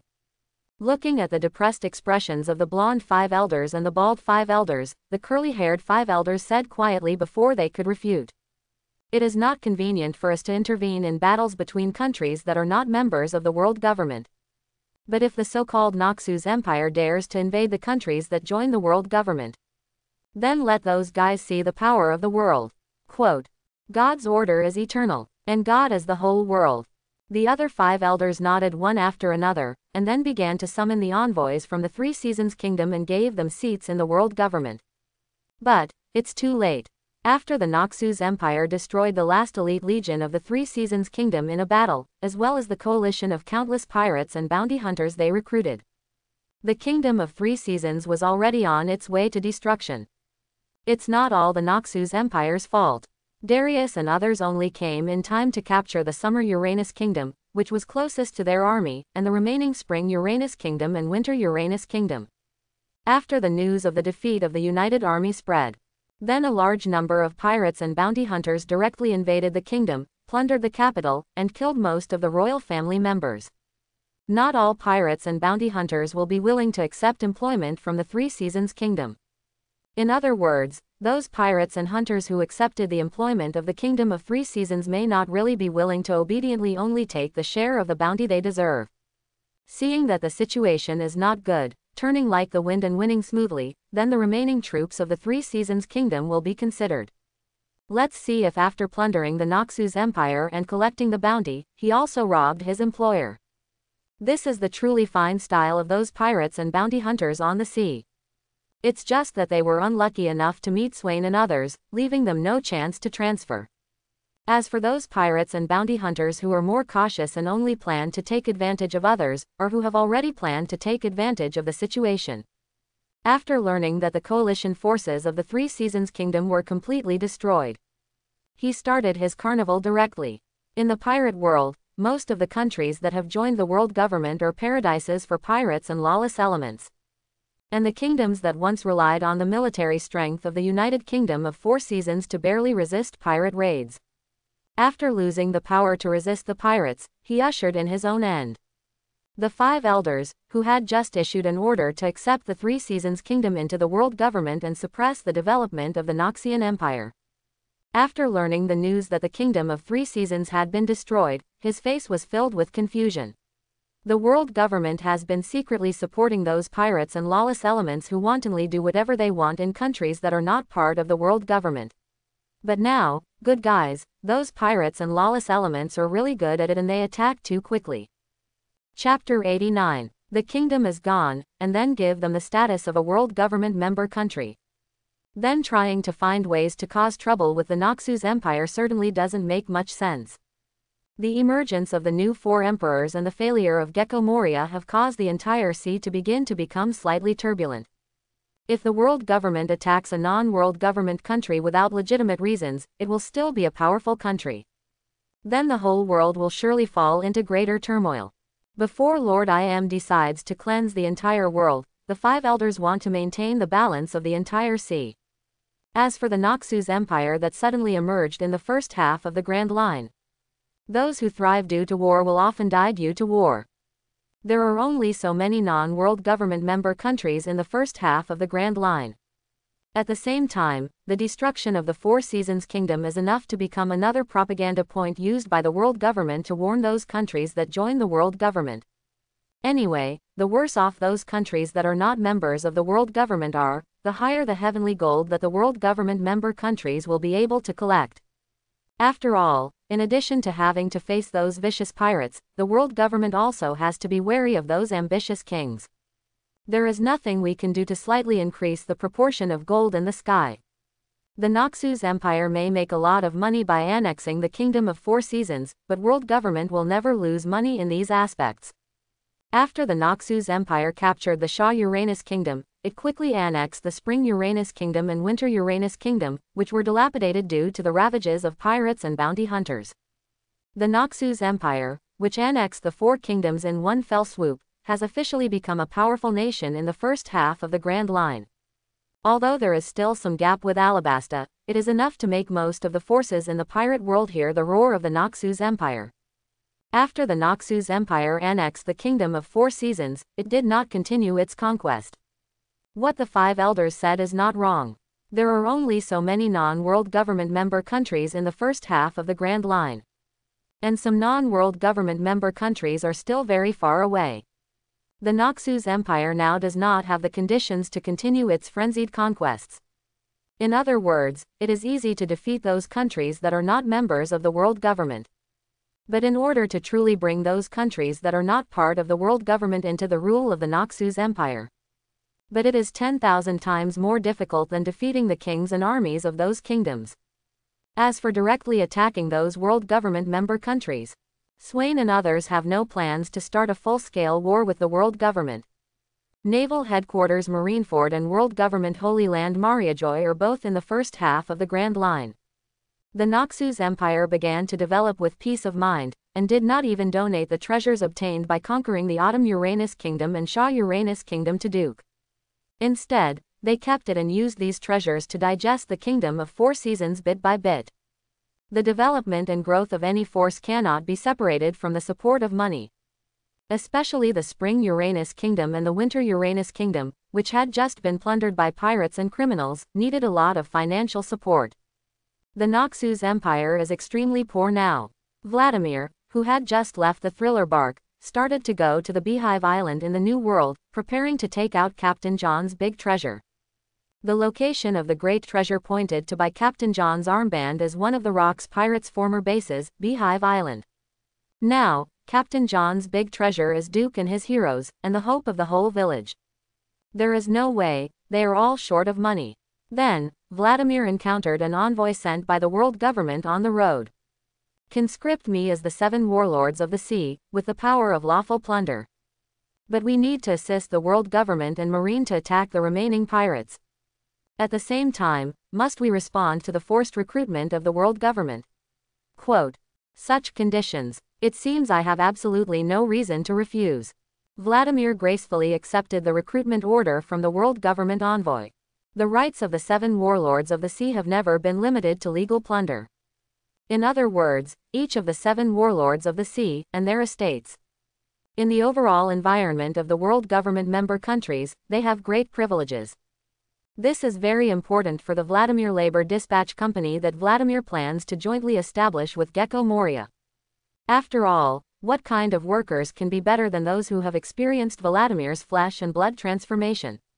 They were stuffed into the shadow by Gecko Moria and became living undead people, working harder and harder. Duke and the heroes under Duke are all serious about becoming a good capitalist. As for possible forced conscription by the world government, haha, who cares? The reason why all the 7 warlords of the sea can become the 7 warlords of the sea has never been the favor of the world government, but their incomparable power. The world government's compulsory recruitment has never had any compulsory effect on those 7 warlords of the sea. They are willing to accept the call, often because the call is in their interests. The new 7 warlords of the sea are freshly released and are significantly more powerful than the previous 7 warlords of the sea. Gecko Moria. Suddenly, the commotion in the pirate world caused by the emergence of the new 4 emperors and the defeat of one of the 7 warlords of the sea began to subside. The entire sea fell into a strange calm. Duke's Valoran Manor once again welcomed a new group of guests. Hey, why are there still some idiots who are not afraid of death? Really, can you please surrender? In the Valoran Manor, Capone. Bej holding a cigar. Looking coldly at the 2 Venki killer brothers who rushed into Valoran Manor. His eyes were full of pity. Others don't know, but he knows very well that in the Valoran Manor recently, except for the terrifying head maid. But there is another manor manager who seems to be very difficult to mess with. Anyway, Capone. Bej doesn't think he is the manager's opponent. This Valoran Manor is filled with monsters. Capone. Bej thought of this and silently glanced at the strange blue statue beside him in the fountain. A strong sense of security suddenly emerged. Believe it or not, even if I am no match for you guys. Any statue or any person in the manor could suddenly beat you into pieces. Capone. Bej thought secretly, but the Fank killer brothers in front of him didn't realize Capone. Bej's good intentions at all. Then, Gaili Fanku, the brother with extremely violent personality, rushed forward bravely and took the lead in launching an attack on Capone Bej. Then, suddenly, before his brother Bobby Fanku could react, it was turned into a hornet's nest by countless gunfire extending from the castle window in Capone Bej's body. At this time, not only Bobby Fanku was dumbfounded, but even Capone Bej himself became dumbfounded. He thought that the one who dared to attack Valoran Manor after the bounty order was revoked would be a master like the CP0 he had faced before. Result, that's it. Although the Venki killer brothers have quite a reputation in the New World, the 2 of them together are even enough to defeat pirates with a bounty of hundreds of millions. But that basically relied on the terrifying physical fitness of his younger brother Bobby Fanku. Brother's own strength. To put it simply, it was okay to bully the little pirates, but he was really not qualified to face the current Capone. Beige. That's right, after Capone, Beige faced the harassment of countless killers and pirates. At the same time, after being severely beaten by many strong men who returned from the New World, he finally became stronger. Well, the main reason is that the weapons and ammunition in his body have been strengthened by Jace. The power is not great, the bounty is less than 100 million, the physique is not strong enough, and the hockey is not skilled enough, it can only be done in seconds. Brother Guiley and Fanku were directly beaten into a hornet's nest by Capone. Beige. Then, after Bobby Fanku was stunned for a moment, his eyes turned red and he rushed directly towards Capone. Beige. Bobby Fanku may have never experienced a fierce and cruel battle personally. But when his brother died directly in front of him, Bobby Fanku finally realized the cruelty of the sea. They can kill people unscrupulously for bounties, and naturally they may die at the hands of others. Bobby Fanku relied on his extremely powerful body to rush directly towards Capone. Beige. There are countless powerful weapons in Capone Beige's body that can directly turn Guiley Fanku into a hornet's nest. When they hit Bobby Fanku, they can only produce a few sparks and cannot hurt Bobby Fanku at all. Being able to rely on physical defense alone is enough to ignore a large number of Bobby Fanku who are attached to armament hockey attacks. Even if his physical talent is not as good as that of monsters like Big Mom, it is still not much weaker. In this sea, there will always be monsters whose talents far exceed others' imagination. Seeing that the gun attack was ineffective, Capone Beige was not afraid, but his expression instantly became serious. The entire body is also quietly filled with the lines of bricks and stones. Capone Beige, whose whole body had turned into a solid stone, violently swung his right fist wrapped around armament hockey and faced Bobby Fanku fiercely. Then, Bobby Fanku, who was born with an extremely powerful physique, and Capone Beige, who ate the fortress fruit and initially mastered armament hockey, began the most primitive and intense hand-to-hand fight. After witnessing the true power of the top experts at Valoran Manor, Capone Beige no longer regards the large number of disciples in his body, as well as those firearms and weapons, as his most important support. In this ocean, if you want to become a truly top-notch warrior, the only thing you can rely on is your own strength. The rumbling sounds were endless, and the fierce battle between Capone Beige and Bobby Fanku caused a lot of damage to the outer walls of Valoran Manor.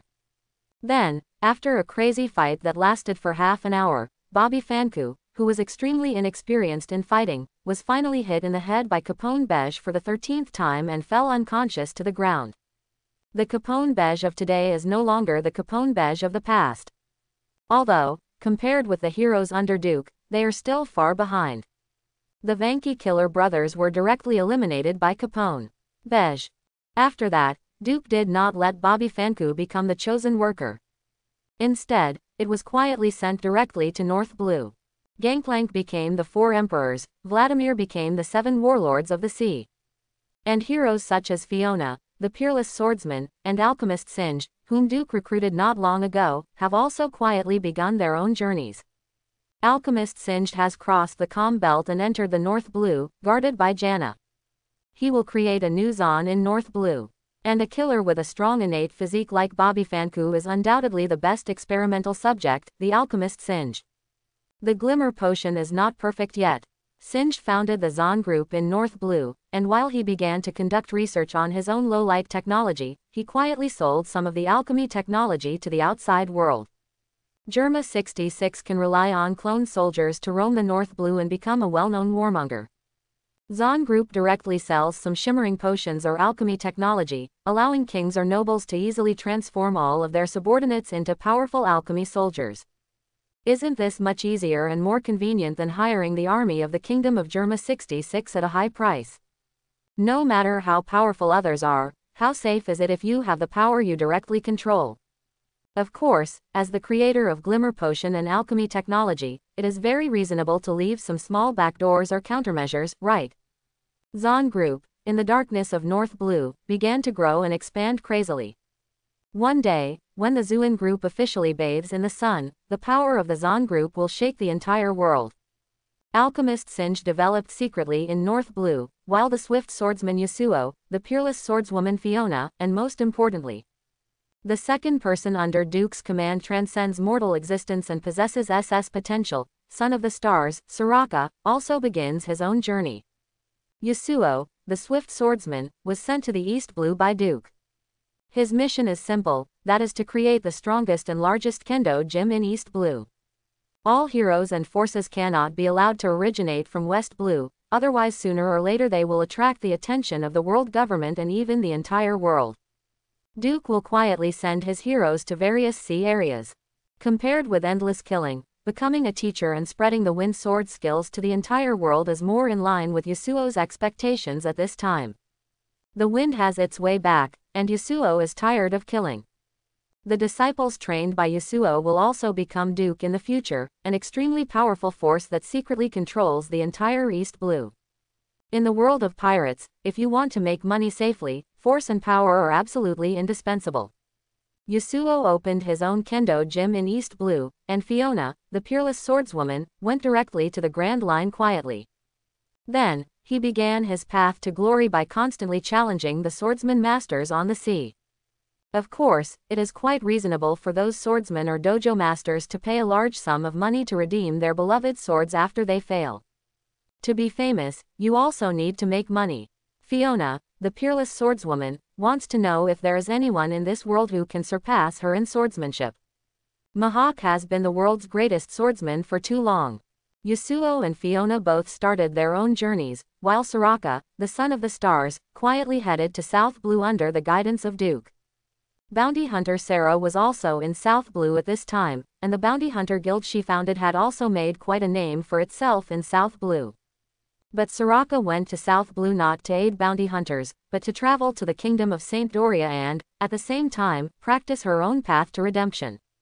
More than 2 years later, the kingdom of Saint Doria in South Blue will be overthrown by the Revolutionary Army. At this time, the power of the Revolutionary Army had also begun to quietly gather and infiltrate in the kingdom of Saint Doria. Duke wanted to know what kind of beliefs the Revolutionary Army founded by the Revolutionary Army Dragon had and whether it could truly change the entire world. Of course, the most important thing is, it's time to strengthen the combat power of a wave of revolutionary troops and let them cause some trouble with the world government.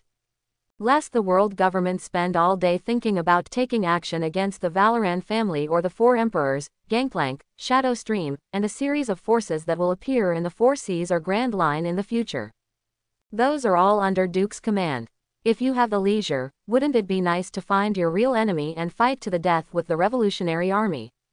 In times of difficulty, the Revolutionary Army is on top, while the Duke and Valoran families are growing secretly. Until the end, quietly surprising countless people, this is the essence of Go Dao. For this reason, Duke did not hesitate to send his only SS potential hero, Soraka. Duke also wanted to know how the Revolutionary Army, an already extremely powerful force in the world of pirates. After getting Soraka to join, what kind of waves can it make in this world? The stage has been prepared and the actors are already in place. The curtain is about to open. However, before the curtain opened, Duke looked at a piece of information in his hand with a complicated expression, and sighed slightly. Baroque Work Society. And, Robin, there is no conflict between the Baroque Working Group and the Valoran family at this time. In other words, Crocodile, who is clearly aware of the vastness of the world and has been developing in secret. The requirement for Baroque Cooperative is just to become an ordinary dark organization in the first half of the Grand Line. At the critical moment, just provide him with some personnel information or dancing fans. Crocodile never regarded the Baroque Works as his true subordinate force. Until now, the nominal highest controller of Baroque Working Group is still only Nicole Robin. However, the Valoran family has no conflicts with the Baroque Working Society at this time, which does not mean that the other forces under Duke's command have no conflicts with the Baroque Working Society. The Noxus Empire has long been targeting the country of Spring Uranus and Winter. Most of the wealth of the country of Uranus was looted and taken away by the Baroque Working Society. The Noxus Empire worked hard to kill all the elites of the Three Seasons Kingdom, but as a result, the wealth of the capitals of the two kingdoms was robbed by the Baroque Cooperative. This makes Swain and others who are now very short of money to develop and expand the Noxus Empire simply unable to bear it. Not to mention Swain and others couldn't bear it, even Duke couldn't bear it either. That's all his money. Then, after some investigation, I was surprised to find that hidden behind the scenes, the force that stole the wealth of the two kingdoms in one fell swoop was the Baroque Working Society. In other words, everything is Nicole Robin's plan. As a Baroque workshop with considerable reputation in the first half of the Grand Line, of course, it was also approached by the envoys of the Three Seasons Kingdom. I hope to hire the power of the Baroque Work Society to fight against the Noxus Empire. The Baroque Working Society is equivalent to a secret service organization that collects money to perform services. Moreover, the Baroque Working Group, which is in urgent need of development funds, faces the large bounty offered by the Kingdom of Three Seasons. Of course there is no reason to refuse. Then, several senior agents of the Baroque Working Company, as well as the billionaire elders, all died at the hands of Darius and others. However, this is nothing. Nicole Robin, who has long been accustomed to betrayal and counter-betrayal, has read many books and met many people. He has abundant understanding of the virtues of pirates and bounty hunters, as well as kings and nobles on the sea. The agents she sent to join the Baroque Works in the Three Seasons Kingdom's united army were never the true elites of the Baroque Works today. In other words, from the beginning, Nicole Robin never thought about earning only a small amount of employment fees. Before the decisive battle between the combined armies of the Three Seasons Kingdom and the army of the Noxus Empire, Nicole Robin had already dispatched Mr. 1 Shimail Xiaofeng, Mr. 2 Mr. 3 and others from Baroque Works at this time, lurking in the waters near the Three Seasons Kingdom and the Noxus Empire. As soon as the outcome of that war is known, the human demon Xiaofeng and Mr. 3 and others will immediately attack and plunder the losers. Even though he failed to recruit the original Mr. 1 Dasbonus, under the operation of Nicole Robin, the ladyboy Xiaofeng and Mr. 3 and others successfully joined Baroque Works. Every country that is not a member of the world government is the fat that pirates and lawbreakers have longed for. Nico Robin never felt the slightest guilt about attacking and plundering the kings and nobles of those kingdoms. In other words, since everyone in O'Hara has been completely destroyed by the world government just because of studying historical texts, he was also burdened with a high bounty, experienced numerous attacks from pirates and bounty hunters, and personally experienced the cruelty of this sea. Nicole Robin is no longer a simple and kind-hearted little white sheep. She is the son of the devil, a criminal with a bounty on her back. Justice. There is no true justice in this sea. Only the winner is the real justice.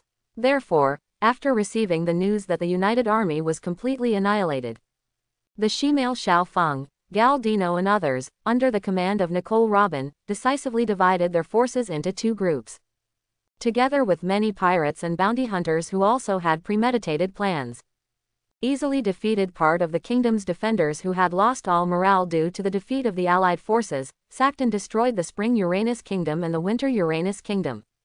If the Noxian Empire's army hadn't moved fast enough, Shah Uranus might not have been able to escape the plunder of Baroque Works and those pirates and bounty hunters. So, it was her who stole a lot of my money in the end. The corners of Duke's mouth twitched slightly, with a complicated expression. Well, she is indeed my good daughter. Is it blood or memory that determines a person's identity and emotions? Duke is not the real Duke, but this body is undoubtedly Nicole Robin's father. This makes Duke's feelings for Nicole Robin somewhat complicated. After learning that Nicole Robin had joined the Baroque Working Group and obtained temporary asylum from Crocodile, there would not be much danger in a short period of time. Duke has never taken the initiative to look for Nicole Robin, who can really have no grudges and without a lot of memories of growing up. Why do you want to be a father just because of your bloodline? Even that daughter is Nicole Robin. But Duke felt that it was time to meet Nicole Robin. Avoiding will not solve the problem. The most important thing is, in today's pirate world, the future has become confusing because of Duke's appearance. The original Nicole Robin could stay at ease under Crocodile until Luffy showed up. But now, no one can say what kind of crisis Nicole Robin will encounter in the future. Even if he is not sure how to face Nicole Robin. But at least, Duke was sure that he would never want to see Nicole Robin, because of his appearance. The most beautiful flowers have not bloomed in this world yet, and together with Wong Luffy and others, we are ushering in the so-called new era. He died inexplicably in this cruel sea. This is a real and cruel world, not the seemingly dangerous but actually childish adventure that Wong Luffy and others experienced along the way. If a person is killed, he will die. After Duke appeared in this world, all the protagonists or supporting characters are likely to die on this sea at any time due to inexplicable changes. Just like Edward Wabel, who was supposed to become the 7 warlords of the sea in the future, and the big-handed Undertaker who could have lived 5 years later or even longer, Picro. Each of them is much stronger than Nicole Robin today. But now, they are all dead. Duke, along with Ari and Controller Debin, quietly rushed from West Blue to the Grand Line. Vladimir, who had just become the 7 warlords of the sea, also successfully arrived in the New World at this time. As a member of the 7 warlords of the sea, you don't have to risk diving into the deep sea like ordinary pirates. You can reach the New World via the Fishmen Island. In other words, the waterways controlled by the world government. It is enough to allow the world government's subordinates to safely and quickly reach any sea area in the pirate world from the first half of the Grand Line. Beehive Island, where Captain John's great treasure is buried, is already in front of Vladimir's eyes. However, the problem now is, Beehive Island is owned. Of course, it's not that simple to successfully obtain Captain John's treasure. On the Beehive Island today, the flag of the legendary great pirate, Akoku, is flying. As a member of Rock's Pirate, the great pirate Akoku, after the failure of Rock's Pirate. Then they occupied Beehive Island until 5 years later. Only then did Blackbeard use Kirby and others to defeat Akoku and take Hive Island as his own. Akoku, even the old Akoku, was definitely not someone to be trifled with. In other words, the forces that can still occupy a territory in the New World and between the 4 emperors are all ruthless characters. However, a mere Akoku is not enough to make Vladimir retreat now. After defeating Gecko Moria and others, and at the same time, because of the name of the new 7 warlords of the sea, many people tried to defeat him and then became famous in the sea. Or the pirate queen who wants to become the new 7 warlords of the sea by defeating him. Vladimir's level has increased rapidly, and now he has the combat power of S-Emperor. Unless the 3 admirals or 4 emperors take action personally, the ordinary S-level combat power may be able to defeat Vladimir at this time. But there is absolutely no Grandmaster Blood Magic Master left. And now, how much of the combat power of his prime can the old Akoku still retain? In other words, even if Akoku can still retain the fighting power of his prime, will he really be the opponent of Vladimir today? The combat power of S-class admiral is not a big deal. Looking at the entire pirate world, it can definitely be called the top powerhouse in the sea, and it is extremely rare. Even though Rox was the well-deserved ocean overlord in the pirate world back then, Golden Lion, Whitebeard, Big Mom, Kaido and others were all under Rox back then. But this does not mean that, like Golden Lion, Whitebeard and others, Captain John, Silver Axe, and Akoku, who were Rock's subordinates, all had the strength of Golden Lion and others. Captain John and others, even at their peak, only had the combat power of a S-Emperor. Well, it seems that the S-Emperor's deputy's combat power is enough to cross the sea. But I have no choice but to rely on the support of my peers. Who said that the cadres in Rock's Pirate back then were all monsters among monsters? Vladimir unabashedly landed on Beehive Island. In the world of pirates, there are few places where Vladimir can hide his figure. Vladimir even wished that some pirates who liked to seek death would come to him as blood packs, giving experience and treasures. Ahem, the new 7 warlords of the sea, Blood Emperor Vladimir. What an exaggerated name, but with such a name, he still dares to wander around the New World with such arrogance. Aren't you worried about those emperors on the sea coming to trouble you? Quote. Akoku, who had gray hair, a slightly stooped body, and wore an obviously loose and worn coat, but his eyes were still extremely sharp, stared at Vladimir in front of him, and said quietly. Ahem, this is not the place you should be. A loser from the old era like me has never had the intention to be an enemy of the world government. Even the Rocks have been defeated by the world government. Akoku and other Rocks pirate cadres have no intention of fighting the world government to the end. In other words, as for those big pirates of the old era, as long as they don't come out to cause trouble, world governments generally do not go out of their way to suppress them. For example, Pluton Rayleigh, even though he was once the right arm of Roger the Pirate King. You can still work as a retired shipman in the Sabayati archipelago safely under the nose of the world government. Roger's subordinates, the world government, were not willing to go to great lengths to arrest them, and the world government would not even bother to pay attention to Akoku and others in the old days. However, Vladimir has never been working for the world government. He arrived at Beehive Island with only one purpose, and that was to take out Captain John's great treasure. This is the most important task Duke has given him. Vladimir looked at the stooped Akoku in front of him, a solemn look flashed in his eyes, and a little bloody mist suddenly appeared around him. Then, elegantly said, "The Emperor never cares about other people's opinions. He can go wherever he wants. And now, I want the island. Are you willing to give me this island?" Akoku's rickety body hides immense power. Successfully obtaining Captain John's great treasure is Vladimir's most important task today. If possible, Vladimir would not want to fight a powerful enemy like Akoku. Here, a fierce battle begins. If you accidentally destroy the entire Beehive Island and destroy the big treasure hidden in the Beehive Island, you will be in trouble. Ahem, cough, cough, you want this island. That's going to be a bit troublesome. Akoku coughed several times, and his pitch gradually became higher. There is no way I can hand this island over to anyone. So, can I ask you, the so-called Blood Emperor, to get out of this island? Or die in this sea? As soon as Akoku finished speaking, his already extremely rickety body suddenly inflated like it was inflated.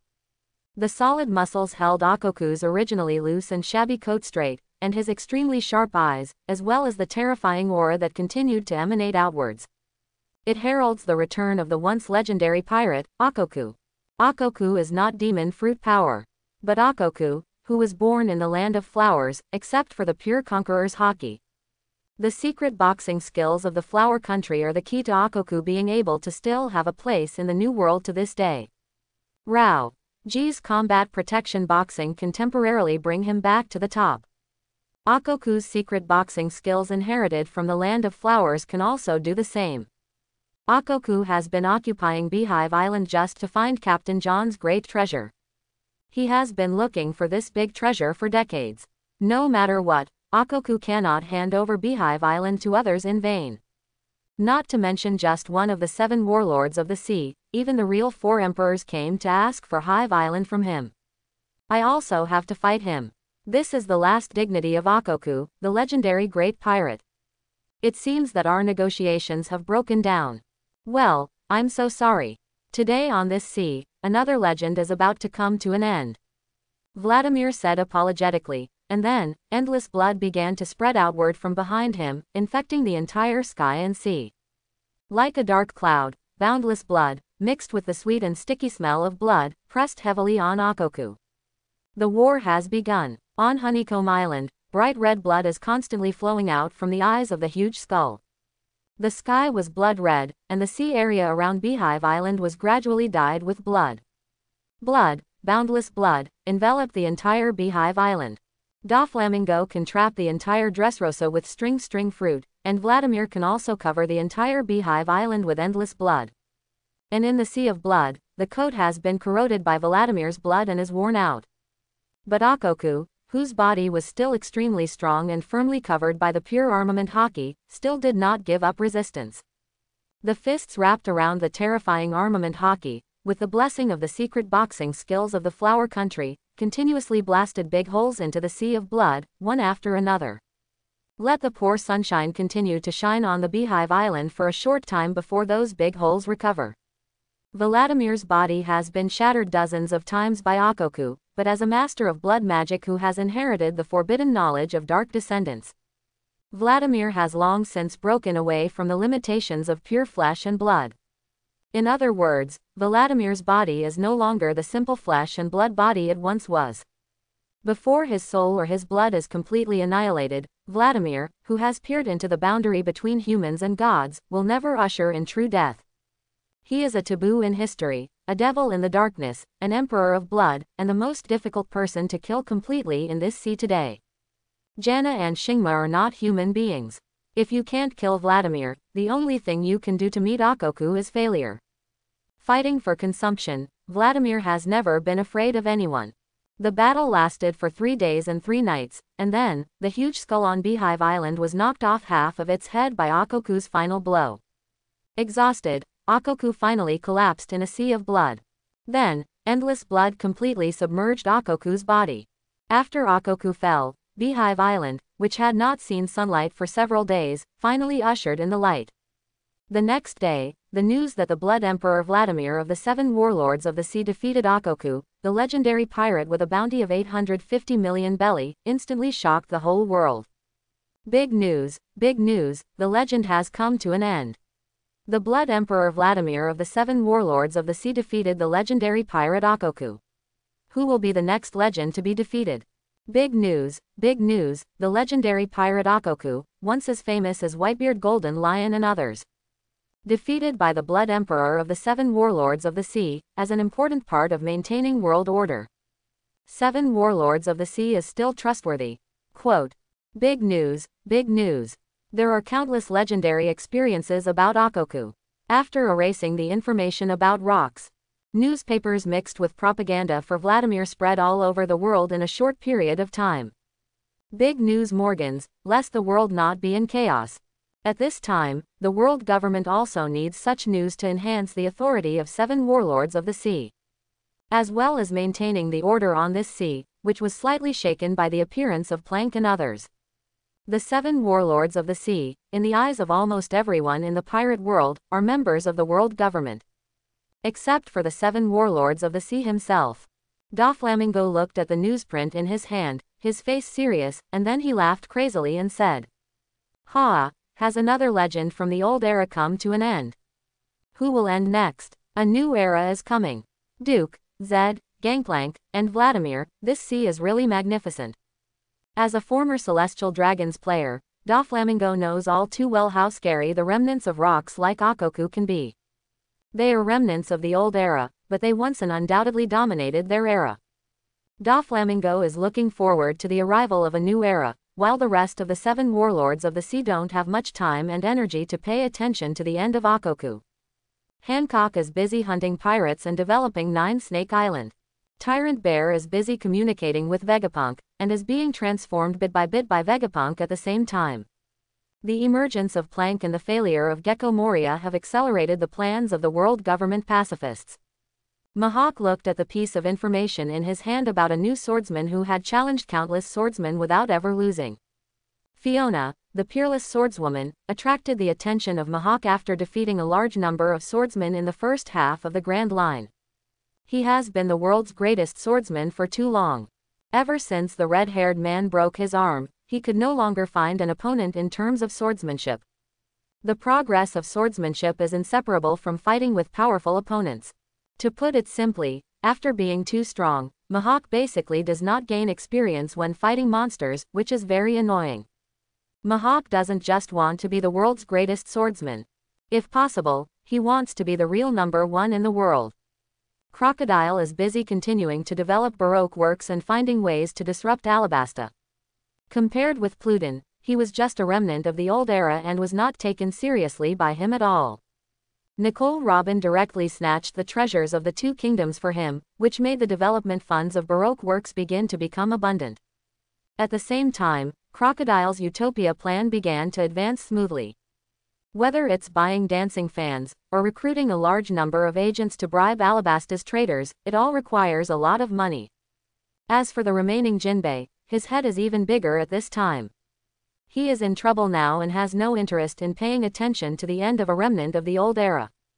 The Fishmen Island is undergoing tremendous changes after the appearance of Nami, the Tide Caller. Jinbei, caught between Neptune, countless low-level Murlocs, and Nami, the Tide Caller, is struggling with how to make his own choice. This decision may even affect the future of the 5 million fishmen on the Fishmen Island. The 7 Warlords of the Sea are not concerned about the end of Akoku. Among the 4 emperors, Whitebeard and Kaido turned their attention to Vladimir because of the demise of Akoku. Did that Akoku guy actually get defeated? After all, I was once a cadre on the ship, but I was defeated by a rookie pirate. It's so embarrassing, ahem. When Kaido said this, he suddenly coughed several times. On his chest, the scars left by Gangplank were still aching. Well, as one of the 4 emperors, he seemed to have also been defeated by the rookie pirate Gangplank who had just gone to sea.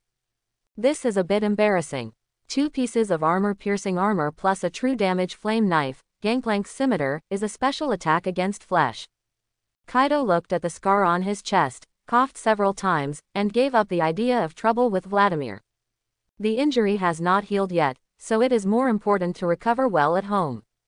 Anyway, he and Akoku were not familiar with each other. Most of the crew members on the Rock's ship do not have a harmonious relationship.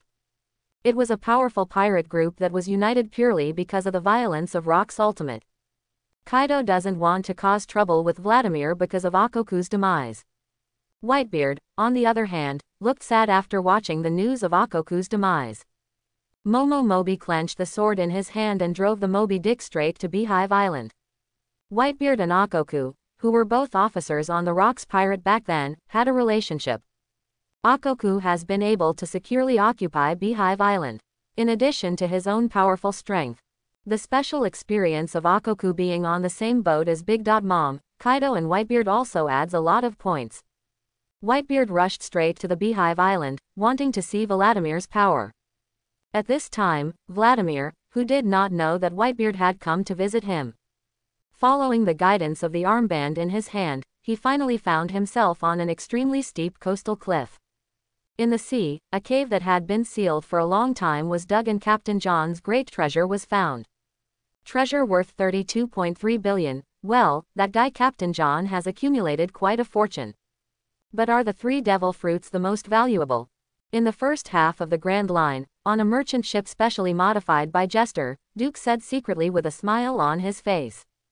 Just now, after easily breaking through a series of traps left by Captain John, Vladimir has already recharged most of Captain John's treasure directly into the system. In addition to those treasures, among Captain John's treasures, there are 3 extremely precious devil fruits, which were specially preserved. There are more than just 3 devil fruits in Captain John's treasure trove. The heroes under Duke, including Gangplank, also found a lot of devil fruit from the treasure troves of all nations after ruling them. Of course, for ordinary devil fruit, Duke usually orders the heroes to recharge it directly. Duke and his heroes never thought of taking devil fruit, even though devil fruit is likely to bring stronger strength and potential to the heroes. But devil fruit's flaws are too great. Moreover, Duke was very suspicious that devil fruit was probably not a creation of nature. In the world of pirates a long time ago, there was obviously a civilization with very advanced technology. And Vegapunk can create zone and even fantasy beast species. Is it possible for the ancient civilization of the pirate world to directly create Paramecia and Logia? Are there any backdoors in those devil fruits? Duke doesn't know, and he doesn't want to test the future of himself and the heroes. Instead of risking an uncertain future and a fatal weakness by eating devil fruit, why not just use devil fruit to recharge? Of course, the recharge is only for ordinary devil fruit. Of course, those special and powerful devil fruit cannot be recharged directly. Even if they could directly add billions to Duke's wealth, that would be too wasteful.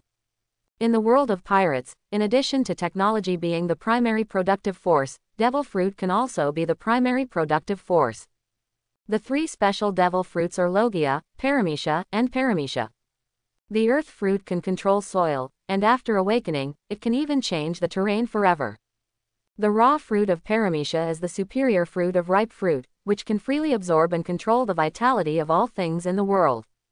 If it is developed to the point of awakening, even if it cannot make people immortal, it can be enough to greatly extend the lifespan of oneself or others. Finally, there is the quick fruit of Paramecia. Later, Blackbeard relied on the dark fruit to find the power fruit for the fighting champion Badgers. Among the great treasures of Captain John, this speed fruit is not weak at all and even exceeds the strength fruit. All martial arts in the world are invincible, except speed. Speed is power. Of course, Duke feels that the best way to use the Susu fruit is.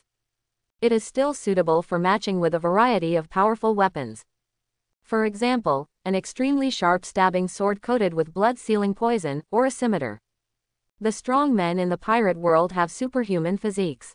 It's not too difficult to hurt them, but it's not that easy to seriously injure or kill them. And if the speed fruit is paired with a powerful weapon, it is very possible to instantly kill those strong men with extraordinary physiques in the pirate world. After all, no matter how strong their recovery ability is, they can't possibly survive even if their heads fall off, right? It's impossible for everyone to be a phantom beast of Yamata no Orochi, with one head missing and 7 more. Duke ordered Vladimir to store the 3 powerful devil fruits directly.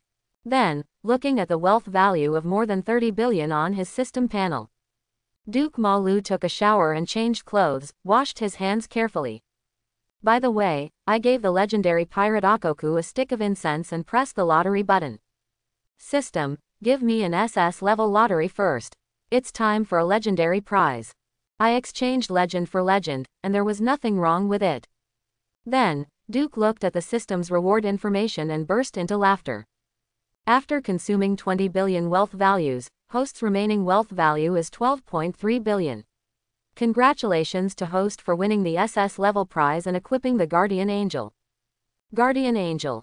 After equipped, it increases a small amount of strength and defense, allowing the wearer to resurrect on the spot within half an hour of death. The cooldown time is 30 days. Resurrection armor. Haha, I finally drew the resurrection armor. If I can draw another Central Asian golden body, I can use the summoner skill to resurrection. In this pirate world, who can kill me?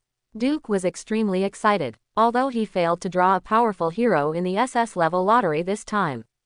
But for Duke, drawing a resurrection armor was more pleasurable than drawing an SS level hero. The hero can slowly draw again in the future, but Duke only has 1 life. No, there are 2 now. In the real world, nothing is more important than living. Only when you are alive can you have output, and only when you are alive can you have a future. Duke quickly equipped the Guardian Angel on his hand. In addition to the previously equipped Fanatic Banshee Demon drinking knife, having 4 pieces in hand gives you a sense of security. After a moment of excitement, Duke took advantage of the luck of sacrificing Akoku and pressed the lottery button again without hesitation. System, next, give me an S level 12 consecutive draws. After a few more days, Duke can find a way to extract 8 billion bellies wealth from the various forces under his command. However, compared to another SS level lottery, I am looking for a higher level prize. Duke is now willing to lower the quality of the prizes and increase the number of draws in order to draw out more heroes. In addition to being short of money, Duke is also short of people. It's not that Duke himself is lacking, but whether it's North Blue's Zon Group or South Blue's Bounty Hunters Guild. There are also Janna's Smooth Shipping, as well as the Noxus Empire and other forces, all hoping to get assistance from Duke's heroes. Any healthy and powerful force in the pirate world cannot be fully supported by just one powerful hero. They also need help. Consuming 1 billion wealth values, congratulations to host for winning the S-level prize and equipping Rylai's Ice Crystal Scepter. Consuming 1 billion wealth values, congratulations to the host for winning the A-level prize and equipping the Vampire Scepter. Consuming 1 billion wealth values, congratulations to host for winning the S prize, Hero Card Master. Consuming 1 billion wealth values, congratulations to host for winning the A-level prize and equipping Caulfield's Warhammer. Consuming 1 billion wealth values, congratulations to host for winning the S-level prize, the Heroic Explorer Ezreal. Consumption of 1 billion worth of wealth. A series of system prompts kept popping up in Duke's mind. Then, looking at the prizes drawn in this lottery, Duke's face was full of joy. 3 pieces of complete equipment, 3 pieces of small equipment, 5 heroes, plus an elemental dragon. This wave is simply a big explosion. The legendary pirate Akoku is indeed a legend.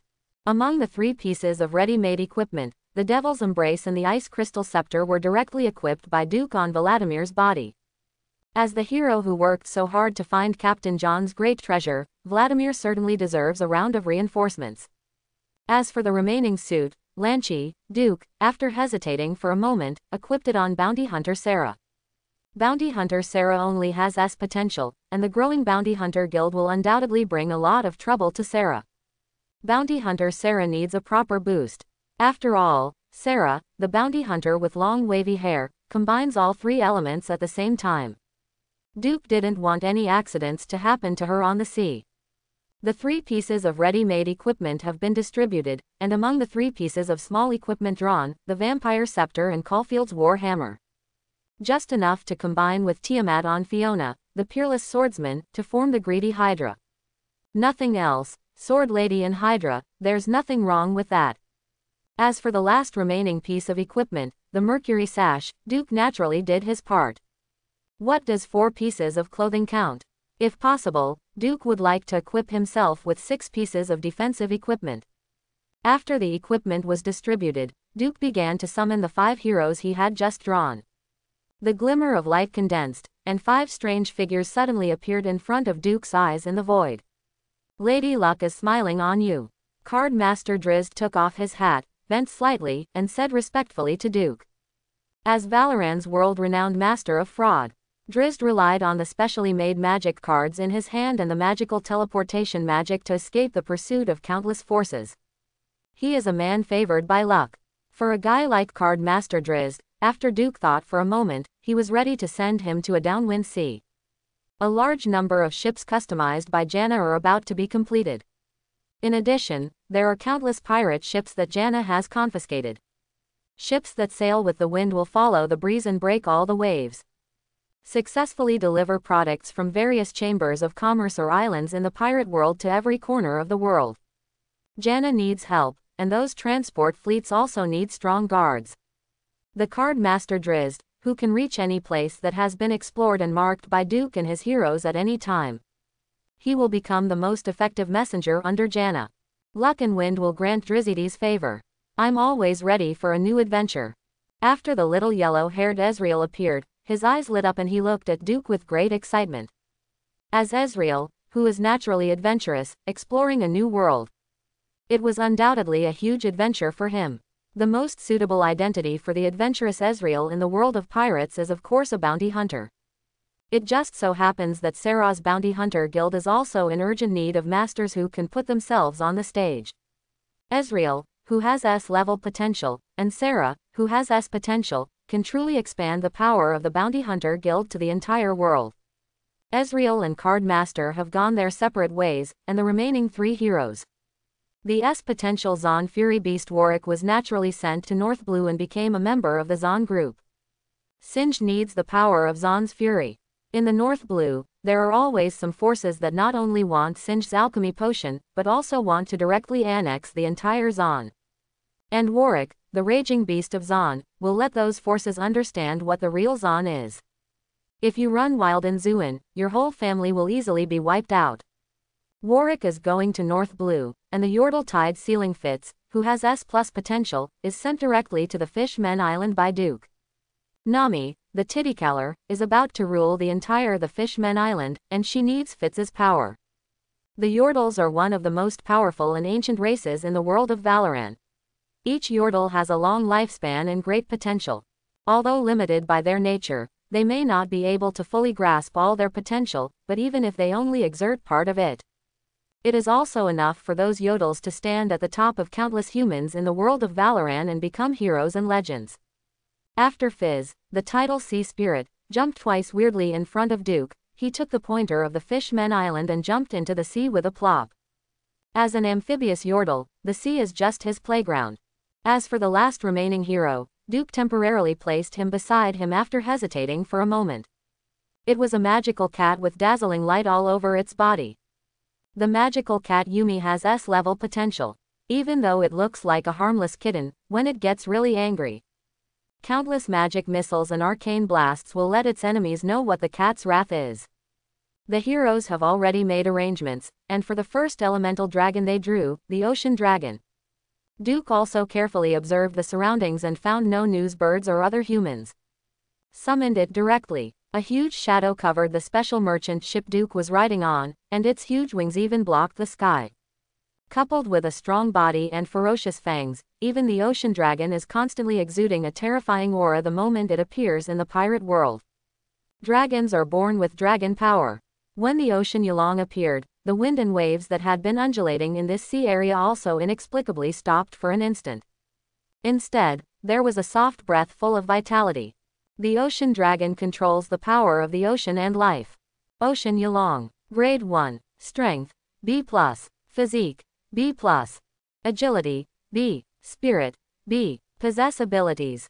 The power of the ocean, the power of life, the blessing of the dragon, etc.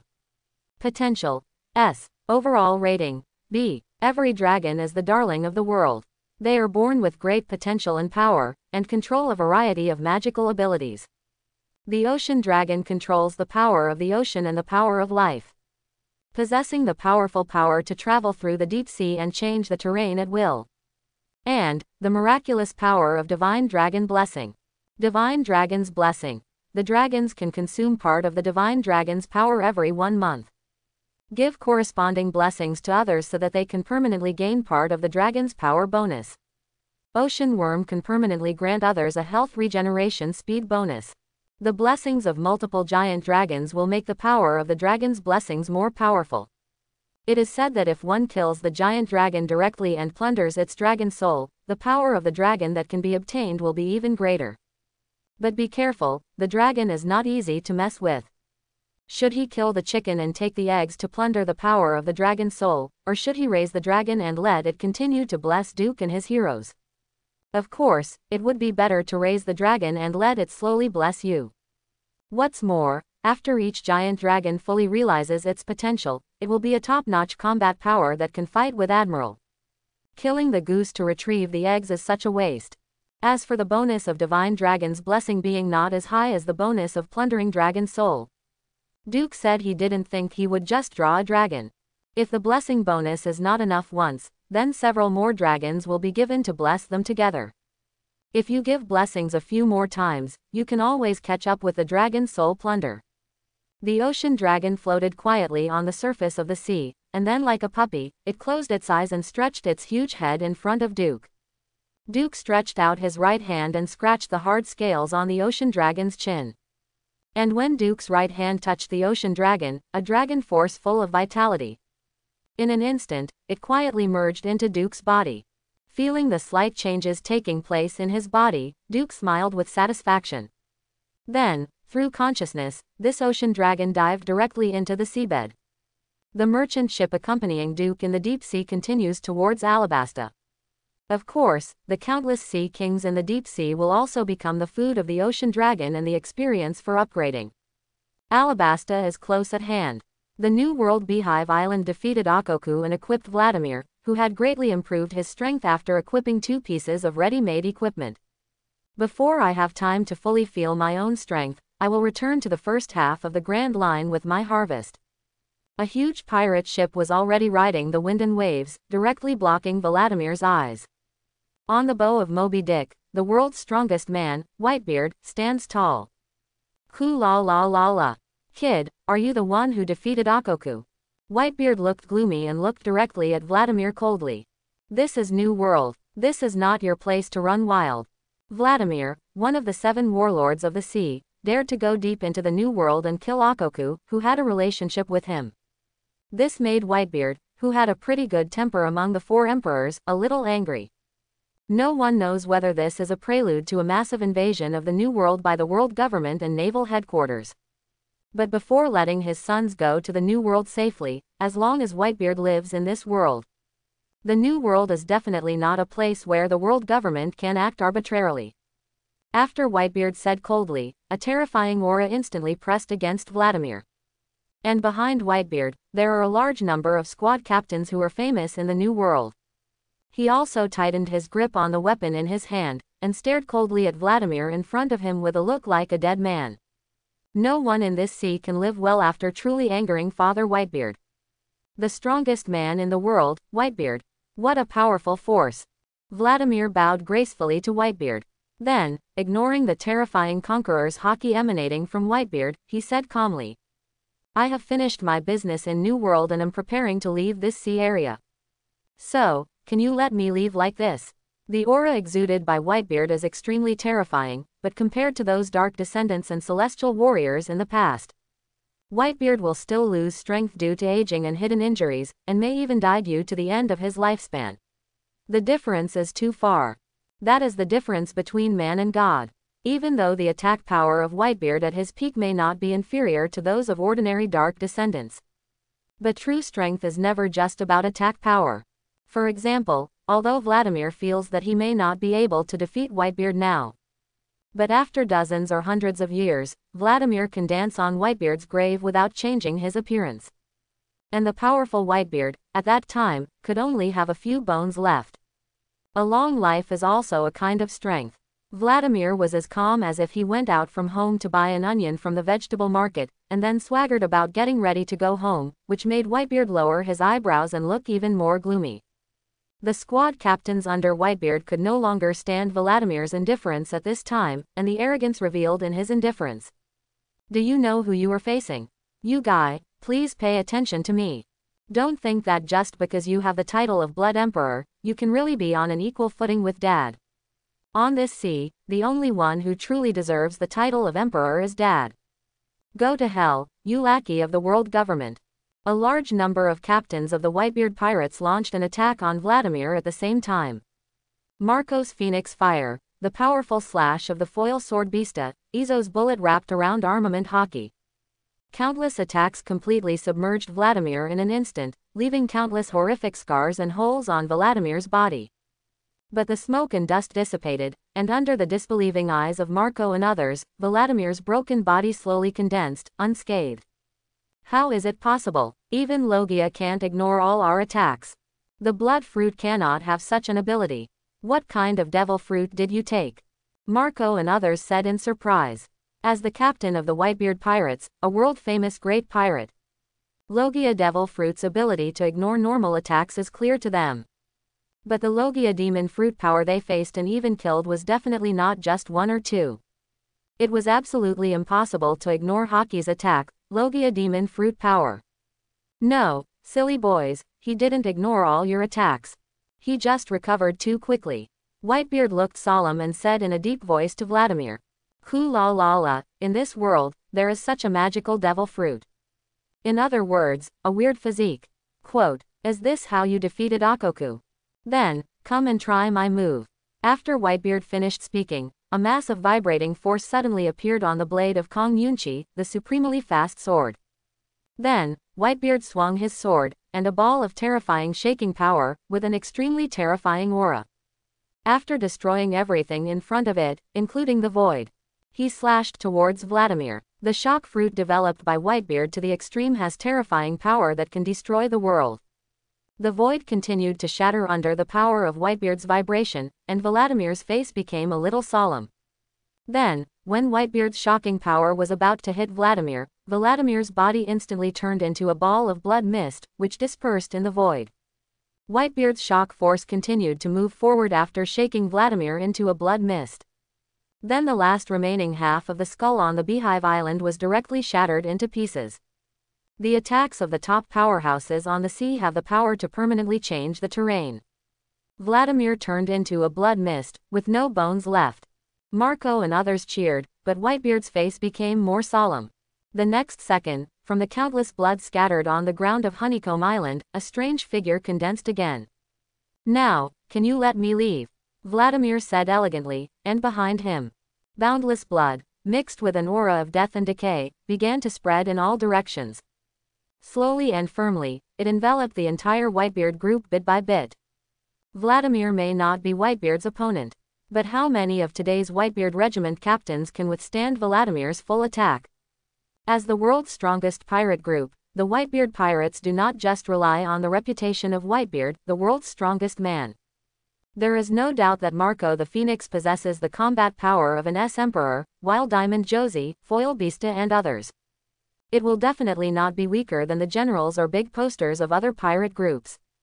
Coupled with the loyalty of the other 10 squad captains who have at least the vice admiral combat power of the headquarters, as well as the dozens of New World pirate captains under their command.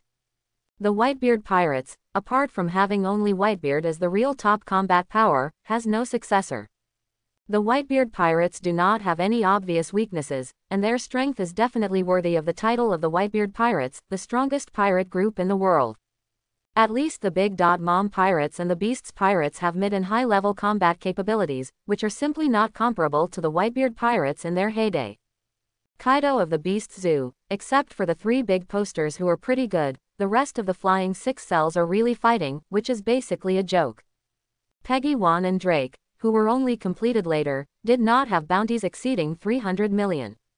Artificial Devil Fruit. The mid-level combat power of the mass-produced part is okay, but the high-level combat power is basically not ranked at all.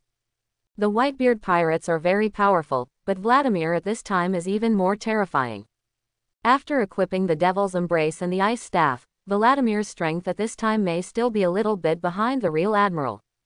But no matter in terms of attack power or terrifying survivability, it is definitely not weaker than any Admiral. How many of the captains of the Whitebeard pirates can actually receive an Admiral-level attack without any harm? The bloody mist moved towards the Moby Dick little by little, and Whitebeard's face became more and more gloomy. Marco and others also sensed Vladimir's threat, and then became completely furious. What do you think we are? Go to hell, Phoenix Seal. Marco and others were extremely angry and launched an attack on Vladimir with all their strength again. For Marco and others, becoming the weakness that others use to threaten Whitebeard is simply the greatest humiliation. But, immune to death is immune to death. The legendary pirate Akoku fought with Vladimir for 3 days and 3 nights, but failed to leave a single scratch on Vladimir's body.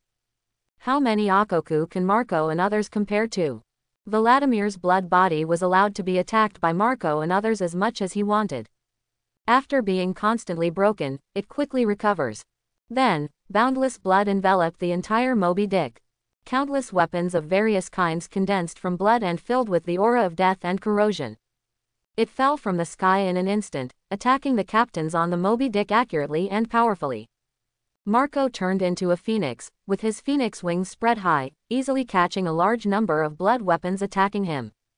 Marco's attack power may not be considered top-notch among all the royal lieutenants, but due to the terrifying recovery ability of the Phantom Beast Phoenix. But among all the royal lieutenants, he is definitely considered a very difficult person. The blood weapon was easily caught by Marco's phoenix wings, but Marco's originally extremely angry expression. But after receiving Vladimir's bloody weapons one after another, he gradually became painful and dignified. An invisible force made Marco's movements become slower and slower, and even waving his phoenix wings gradually began to seem weak. If we look at the power of the ice staff, it only makes Marco and others slow down. Then, another powerful piece of equipment, Devil's Embrace, allows Marco and others to. After being attacked by Vladimir's blood weapon, his life began to flow away continuously. Some powerful equipment in the world of Valoran are no less powerful than the magical Devil Fruit. Even more hidden and mysterious than Devil Fruit's power. Marco's face was solemn, and he tried his best to activate the power of the phoenix in his body. Continuously recovering from the continuous damage caused by Devil's Embrace. Recovery and trauma reached a painful balance in Marco's body. Some of the continuous damage caused by Devil's Embrace can't hurt Marco, who has the bonus of the Phantasmal Beast Phoenix Fruit and his recovery ability is Pervert. But, it hurts. Marco's face became more and more ugly because of the pain, and the other captains of the Whitebeard pirates. His face became inexplicably pale, and the corners of his mouth began to slowly overflow with traces of blood. They don't have Marco's Pervert recovery ability, and even Diamond Josie. In the face of Vladimir's pervasive and terrifying power of blood, it is difficult to mount a complete defense. The captains of the Whitebeard pirates were in a panic in front of Vladimir's blood power. Among the team members hiding behind the captains, a fat black man who looked honest looked at the terrifying power displayed by Vladimir, with a flash of greed in his eyes. What kind of devil fruit did he take? Is it the legendary vampire fruit of the phantom beast species that can grant immortality? If I can successfully fulfill my dream and get the coveted devil fruit, it would be great to take this fruit again. Ha ha ha, Blackbeard, who has not yet defected to the Whitebeard pirates, thought greedily. Dark fruit is Blackbeard's greatest ambition. After obtaining the dark fruit, Blackbeard did not make an early decision about the devil fruit he would take next. Before Blackbeard obtained Whitebeard's shock fruit, he went to Drum Island specifically with the intention of obtaining the Munch Munch fruit. Munch Munch fruit, shock fruit, are all Blackbeard's alternative targets. Now, this alternative target has another one in Blackbeard's mind. The captains of the Whitebeard pirates were in a panic, but Blackbeard, who was hiding behind the scenes, remained extremely calm. Because the Whitebeard pirates are the strongest pirate group in the world, and the man standing on the bow of the ship is the strongest in the world, Whitebeard. Whitebeard narrowed his eyes slightly, his face serious, and then released the supreme sharp knife Kong Yunchi in his hand. With his hands condensed into claws, he grasped the void. In Whitebeard's hands, the atmosphere instantly burst, and the entire sea and the boundless blood mist that enveloped the entire Moby Dick suddenly began to tremble violently. The stabbing sounds continued, and veins popped out in Whitebeard's arms as he exerted more force. The shattering sound of the atmosphere kept ringing. The power of shock fruit was developed into ultimate in the hands of Whitebeard. The terrifying power of vibration continued to extend in all directions along Whitebeard's hands, and then, Whitebeard grasped it with all his strength. The countless blood weapons hovering around the entire Moby Dick were instantly shattered into pieces, and even the strange blood mist that enveloped the entire Moby Dick. Also under the power of Whitebeard's shock fruit, he instantly disappeared into the void. But the next second, on the blue sea, as the waves continued to roll and rise, wisps of thin blood began to slowly condense again. Without the cover of the blood mist, the bright sunshine once again shined on the Moby Dick, but at this time, everyone on the Moby Dick no longer had the relaxation and joy they had when they came to Beehive Island. The power of Blood Emperor Vladimir exceeds the imagination of everyone on the Moby Dick, including Whitebeard. Ku la la la, my silly sons were really taken care of just now. Whitebeard's face was solemn, his eyes fixed on the seemingly unharmed Vladimir, and he suppressed the anger in his heart. On the undulating sea, a thin layer of blood mist has condensed again. It is possible at any time that the entire Moby Dick will once again be enveloped. It's just that this time, those countless weapons condensed from blood may not just be aimed at those powerful captains. On the Moby Dick, there were not only Whitebeard and the captains, but also a large number of weak ordinary crew members.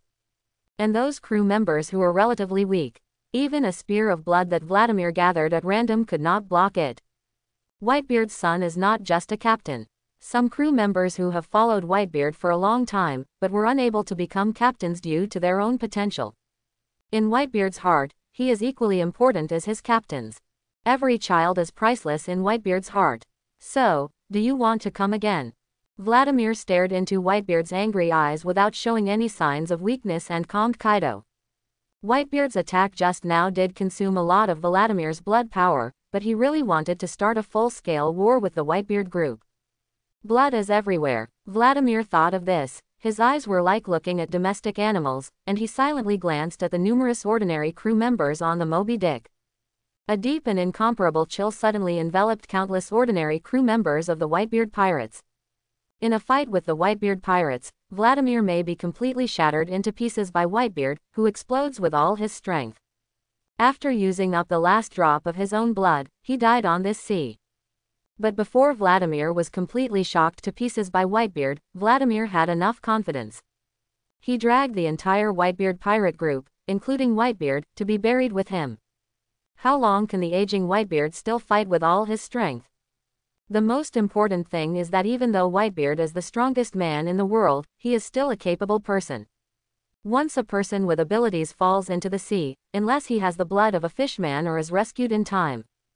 Otherwise, even Whitebeard will surely die. Not all demon fruit powers can freeze seawater into ice like Aokiji. Or like Kaido's fish fruit blue dragon type, it can basically ignore the restraint of seawater. Neither the Moby Dick nor the dilapidated Hive Island could survive Vladimir and Whitebeard's all-out battle. Seeing the confident Vladimir, Whitebeard fell into silence, while Marco and others were extremely ashamed and said decisively, "No one can live well after provoking Daddy. Betting on the dignity of the Whitebeard pirates, we will definitely be here."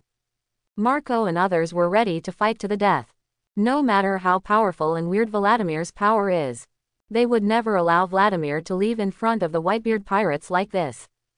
Father Whitebeard's dignity must not be desecrated, even if it takes life.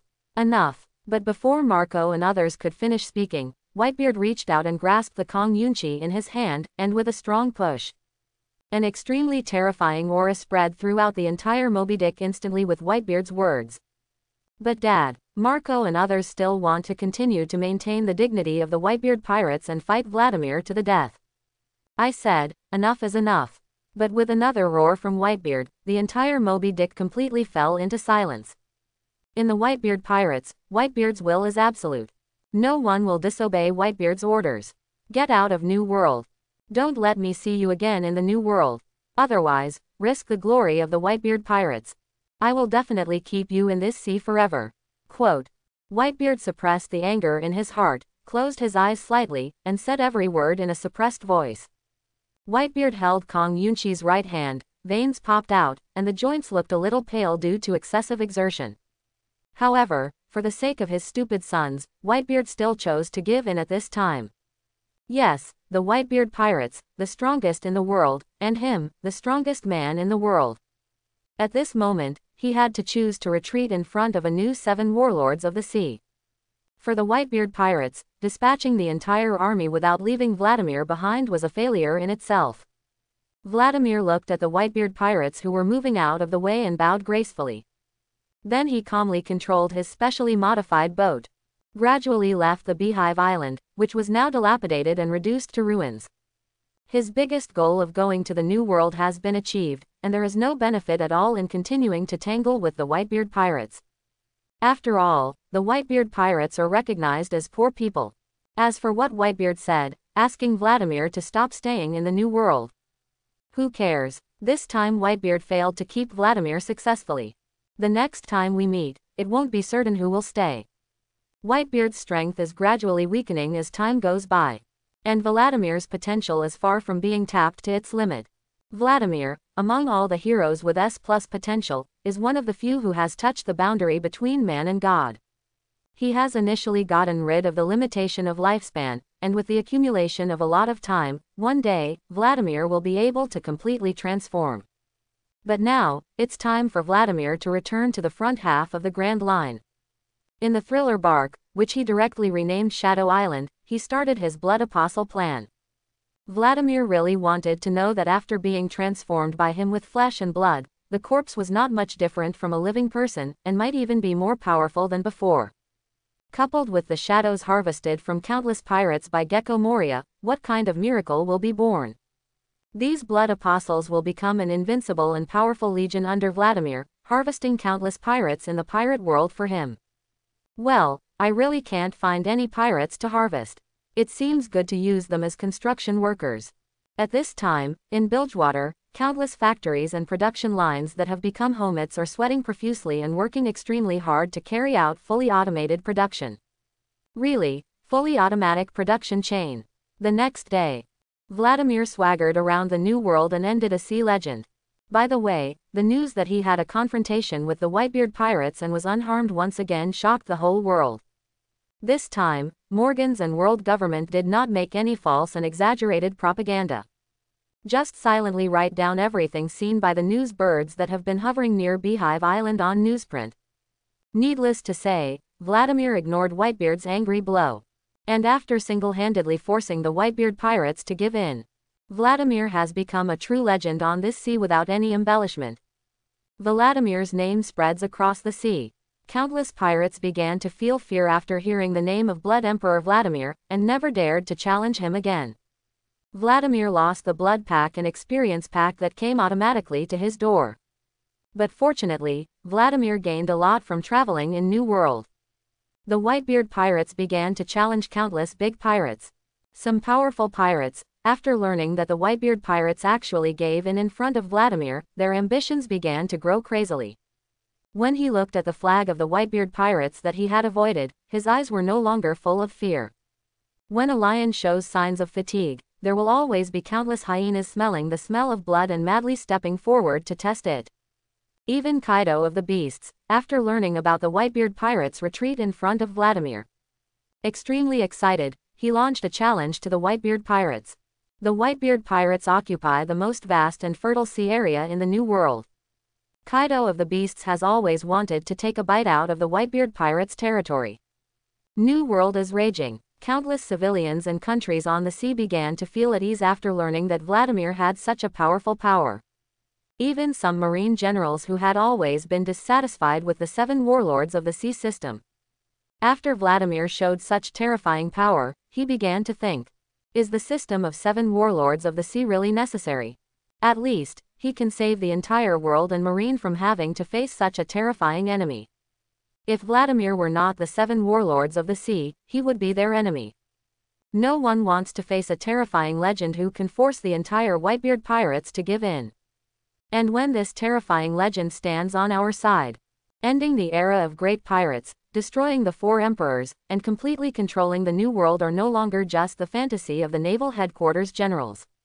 Some ordinary generals in the naval headquarters are dreaming of working together with the 7 warlords of the sea to destroy the 4 emperors and take control of the New World.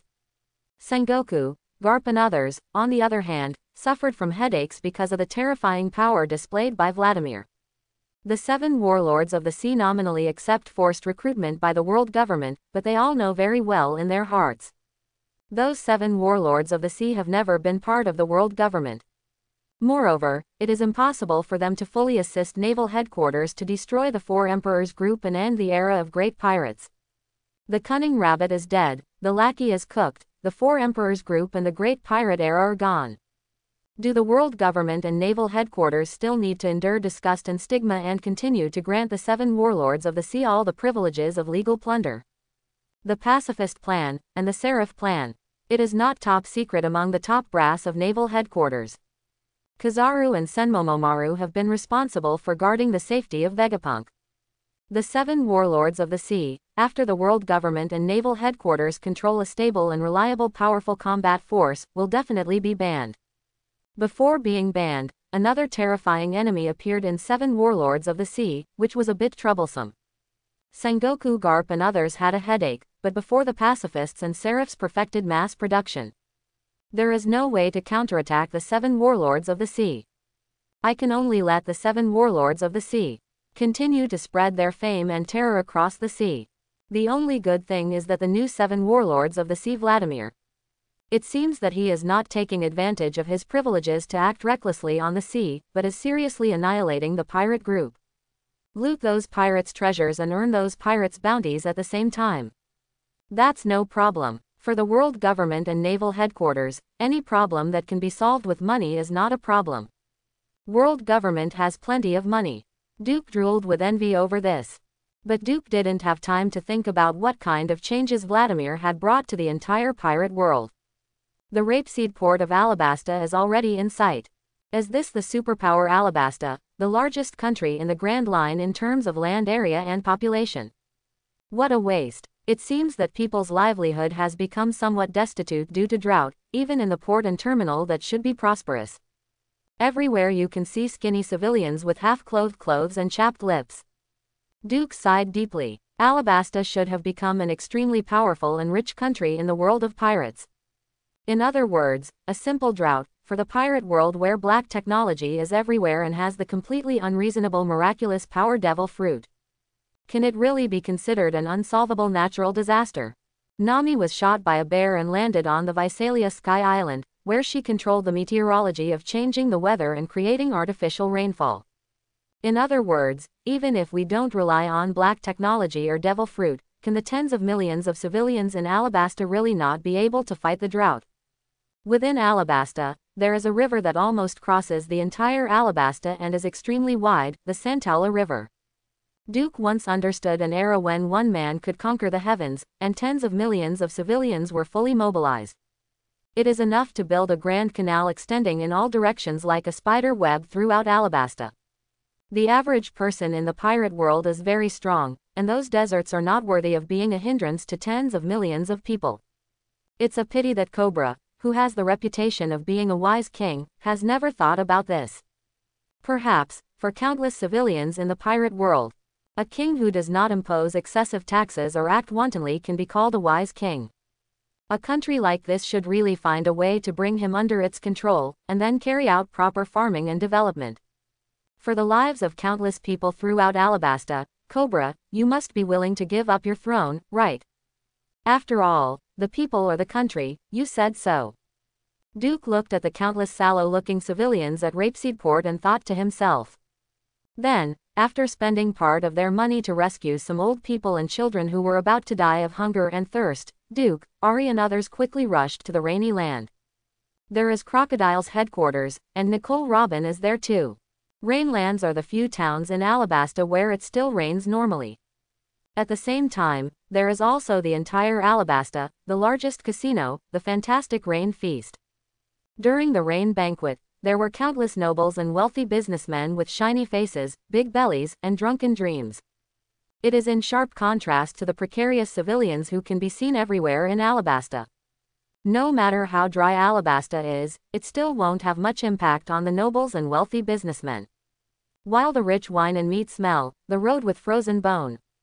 In the world of pirates, it is still no exception. Duke ignored the nobles and wealthy businessmen, and had no interest in gambling at the Rain Banquet. Duke and drug gambling are inseparable. Deep in the Rain Banquet, Nicole Robin was thinking about how to prevent Crocodile from burning bridges while the Baroque society was growing. Outside her door, a strange figure showed a surprised smile on his face after carefully confirming Nicole Robin's appearance. Ha ha ha, I didn't expect that besides discovering the connection between Baroque works and Crocodile. There's an unexpected surprise. Nico Robin, son of the devil. This is a serious criminal that the world government has been pursuing. World government CP9's spy agent Shinosan had a sinister smile on his face. He opened his hands and pinched 2 circles around his eyes. The strange light in his eyes immediately dissipated. As long as we can catch her, perhaps I might be able to replace Spandam as the leader of CP9 with this merit. At least, you can be transferred to other CP departments and become cadres. Quote.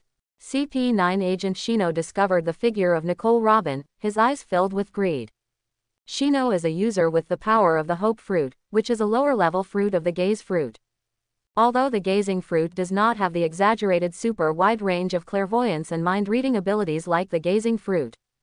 However, the ability to see through objects and directly perform far-sightedness within a few miles can still provide CP9 Shino with a large amount of intelligence. He is an extremely outstanding agent among CP9. Because the Baroque society broke into and plundered the Kingdom of Spring Uranus and the Kingdom of Winter Uranus. Ordered by the world government to track down information about Baroque works. Then, finally in the rain, the big secret behind Baroque works was discovered. The Baroque Cooperative led a large number of bounty hunters and pirates to break into and plunder the Spring Uranus Kingdom and Winter Uranus Kingdom, offending not only the Noxus Empire. The world government also suddenly came out to disrupt the situation, making them unable to protect the Spring Uranus Kingdom and Winter Uranus Kingdom in time. The Noxus Empire successfully annexed the Kingdom of 4 Seasons, which caused strong dissatisfaction with the Baroque Works Society. On weekdays, it's okay to let you criminal organizations and lawless elements do whatever they want in those countries that are not part of the world. But just as I was about to turn those 2 kingdoms into franchising countries and then curb the development of the Noxus Empire, you immediately destroyed those 2 kingdoms. This simply does not give face to the world government. If I don't check you out, why don't I cause you some trouble? Do I, the world government, have no face? Some money is not so easy to get. After CP9 agent Shino discovered the secret that could help him get promoted and make a fortune, he just wanted to leave Yuyan quietly, and then immediately reported it to the top of the world government. But the next second, just as he turned his head, a powerful right hand strangled his neck. With a click, CP9 agent Shino's dream of promotion and wealth ended together with his life. The news of agent Shino's death immediately alarmed Nicole Robin in the room. Nicole Robin was extremely alert, crossed her arms, and was about to activate flower fruit to detect the information outside the house. With a creak, the door was opened directly. Duke dragged agent Shino's body and appeared in front of Nicole Robin with a complicated expression. Behind Duke, Ollie and Debon manager Zhao Shin silently closed the door. A cute cat. He didn't care that the corpse in Duke's hands was spinning around Duke's feet. The patriarch of the Valoran family, Valoran Duke. Duke's appearance is very familiar to Nicole Robin, who once wanted Baroque Works to kill Duke and earn billions in bounty money. Looking at Duke who walked in directly with a corpse, Nicole Robin's eyes were solemn, but a commercial fake smile instantly appeared on her face, and she said in a deep voice. The famous Mr. Duke is here at the Rain Banquet. It is an honor for us at the Rain Banquet. However, this is the territory of the 7 warlords of the Sea Crocodile. Bringing in here and killing people randomly will make Lord Crocodile very unhappy. Nicole Robin immediately put forward the name Crocodile. Valoran Duke, who carried a corpse directly into the secret room deep in the rain feast, seemed to be coming with bad intentions. Benefiting from Vladimir's reputation during this period, the deterrent power of 7 warlords of the sea in the entire pirate world has also increased. But Duke never cared about Crocodile. Crocodile, the sand crocodile, did not stay in the rain feast today. As the hero of Alabasta, the proposer and implementer of the Utopia plan, Crocodile is very busy every day. Busy catching pirates and pretending to be heroes, and busy making the whole of Alabasta more and more dry.